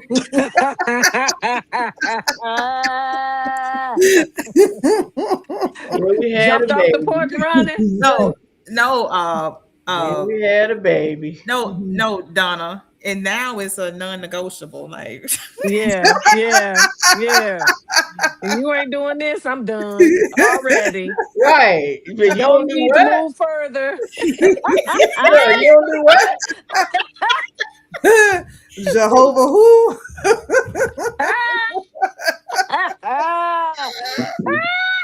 Oh goodness. Yeah. That's it. Learn better, you do better. We That have is to. it. We have to. It's so important that we have these discussions and we move these discussions to the young ones. I'm And talking about that with God on my shirt. It's the Lord okay. knows. You know, Look, he knew I was gonna say this anyway. Yeah. He said the did. marriage, he said the marriage bed is You had undefiled. to get here That's right. somehow. That means Look. what the two agree. What We the all two had to get agree. here somehow. I mean, spiritual things are spiritually discerned. That don't mean if the two agree to go. Listen, let's be. We can go deep on that. Spiritual things are spiritually discerned. He said the marriage bed is not defiled. What the two agree, but the two are morally stable if they agreeing under him. Come on, let's get. Yeah. You gotta roll that in because some He people said gonna be it like, is oh, so. he said we could do a horse, baby. Well, we agree. Over there preaching, girl. Like I They said, said the two of them agree. having one partner, that's part of your hygiene, That's right. personal hygiene. That's right. Weird. All right, I ladies. agree. Wow, I think this the longest. Yeah. It's the longest live. I think this the longest. We got like 2 people hanging in there on YouTube. Thank you, two. That stuck around. This was good though. This was good, ladies. This was good. I was sitting here thinking like the men talked about things in a little bit different manner and da da da. I thought that halfway through, and I'm like, you know what? It's supposed to be like that because we're different. What they needed to discuss, they needed to discuss. What we needed to discuss, we needed to discuss. So I'm glad that we hit these points. Hey, if you are watching this discussion later on at some point, you can still comment, still be a part of the discussion. It'll come to me and it'll alert me that you made a comment. He said, yeah. Yeah, this We was need to extended. We didn't want to let it go. We didn't want to let it go. We didn't want to let it go. But we are going to say goodnight. We are going to say goodnight on this one. Sorry, ladies, on the men at the end, I had a little poem that was read for them. I didn't find anything for us tonight. The video that I wanted to play, I don't think it's going to sit right in this place right now. So I'm not going to play it, but I'm going to paraphrase it. She pretty much said, love yourself, learn yourself.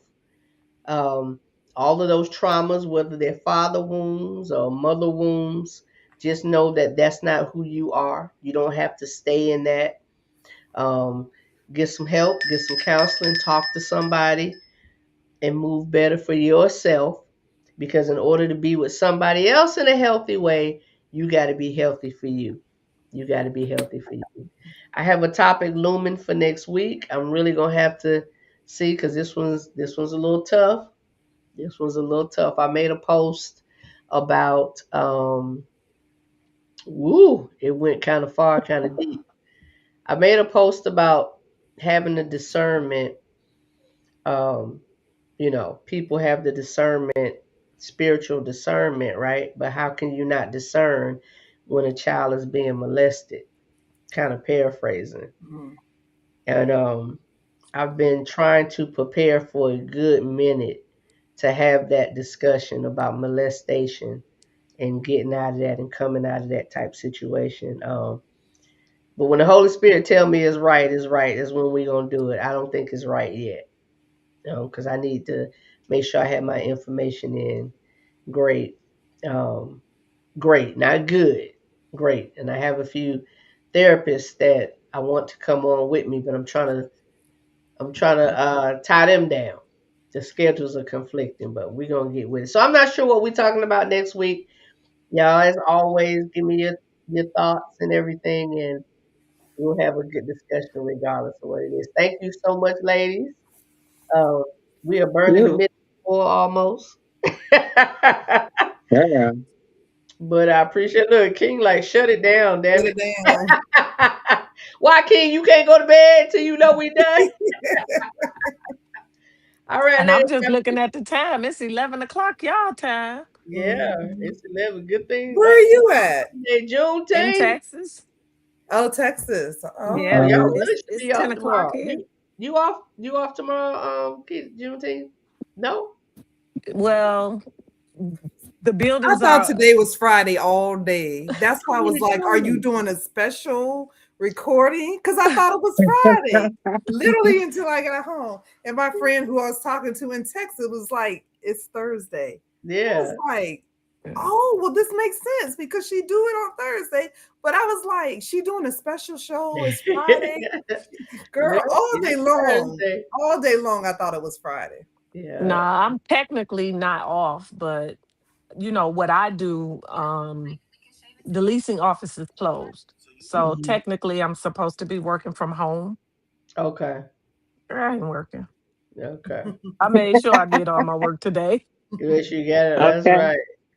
That's right. Yeah. I gotta go to Houston tomorrow night. I got community service Saturday morning, so No. Okay. I really don't want to go. Duty calls.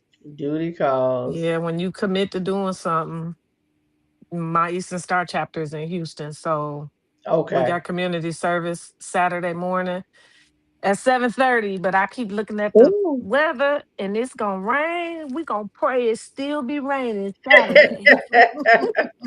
So I ain't gotta go. Cause they already know if it's raining Friday night, It I don't ain't do the gonna rain. happen. It ain't I gonna don't do the happen. rain. They won't see me. Mm-mm. Yeah. Ooh. It's going Mm-mm. down. That's a few things happening out here this weekend, but it was raining. I sent I y'all want that to thing stay about home. I'm Carmen, going that home to stock see my footage, right? daddy. You going Oh. home? Go You see going home your to see your daddy. daddy? Your daddy, we say hey. My daddy be like, man, I wish I had me a lady friend. I said, you had 3 wives. Oh, well, now he just want a friend. That's No, all. you had 3 wives.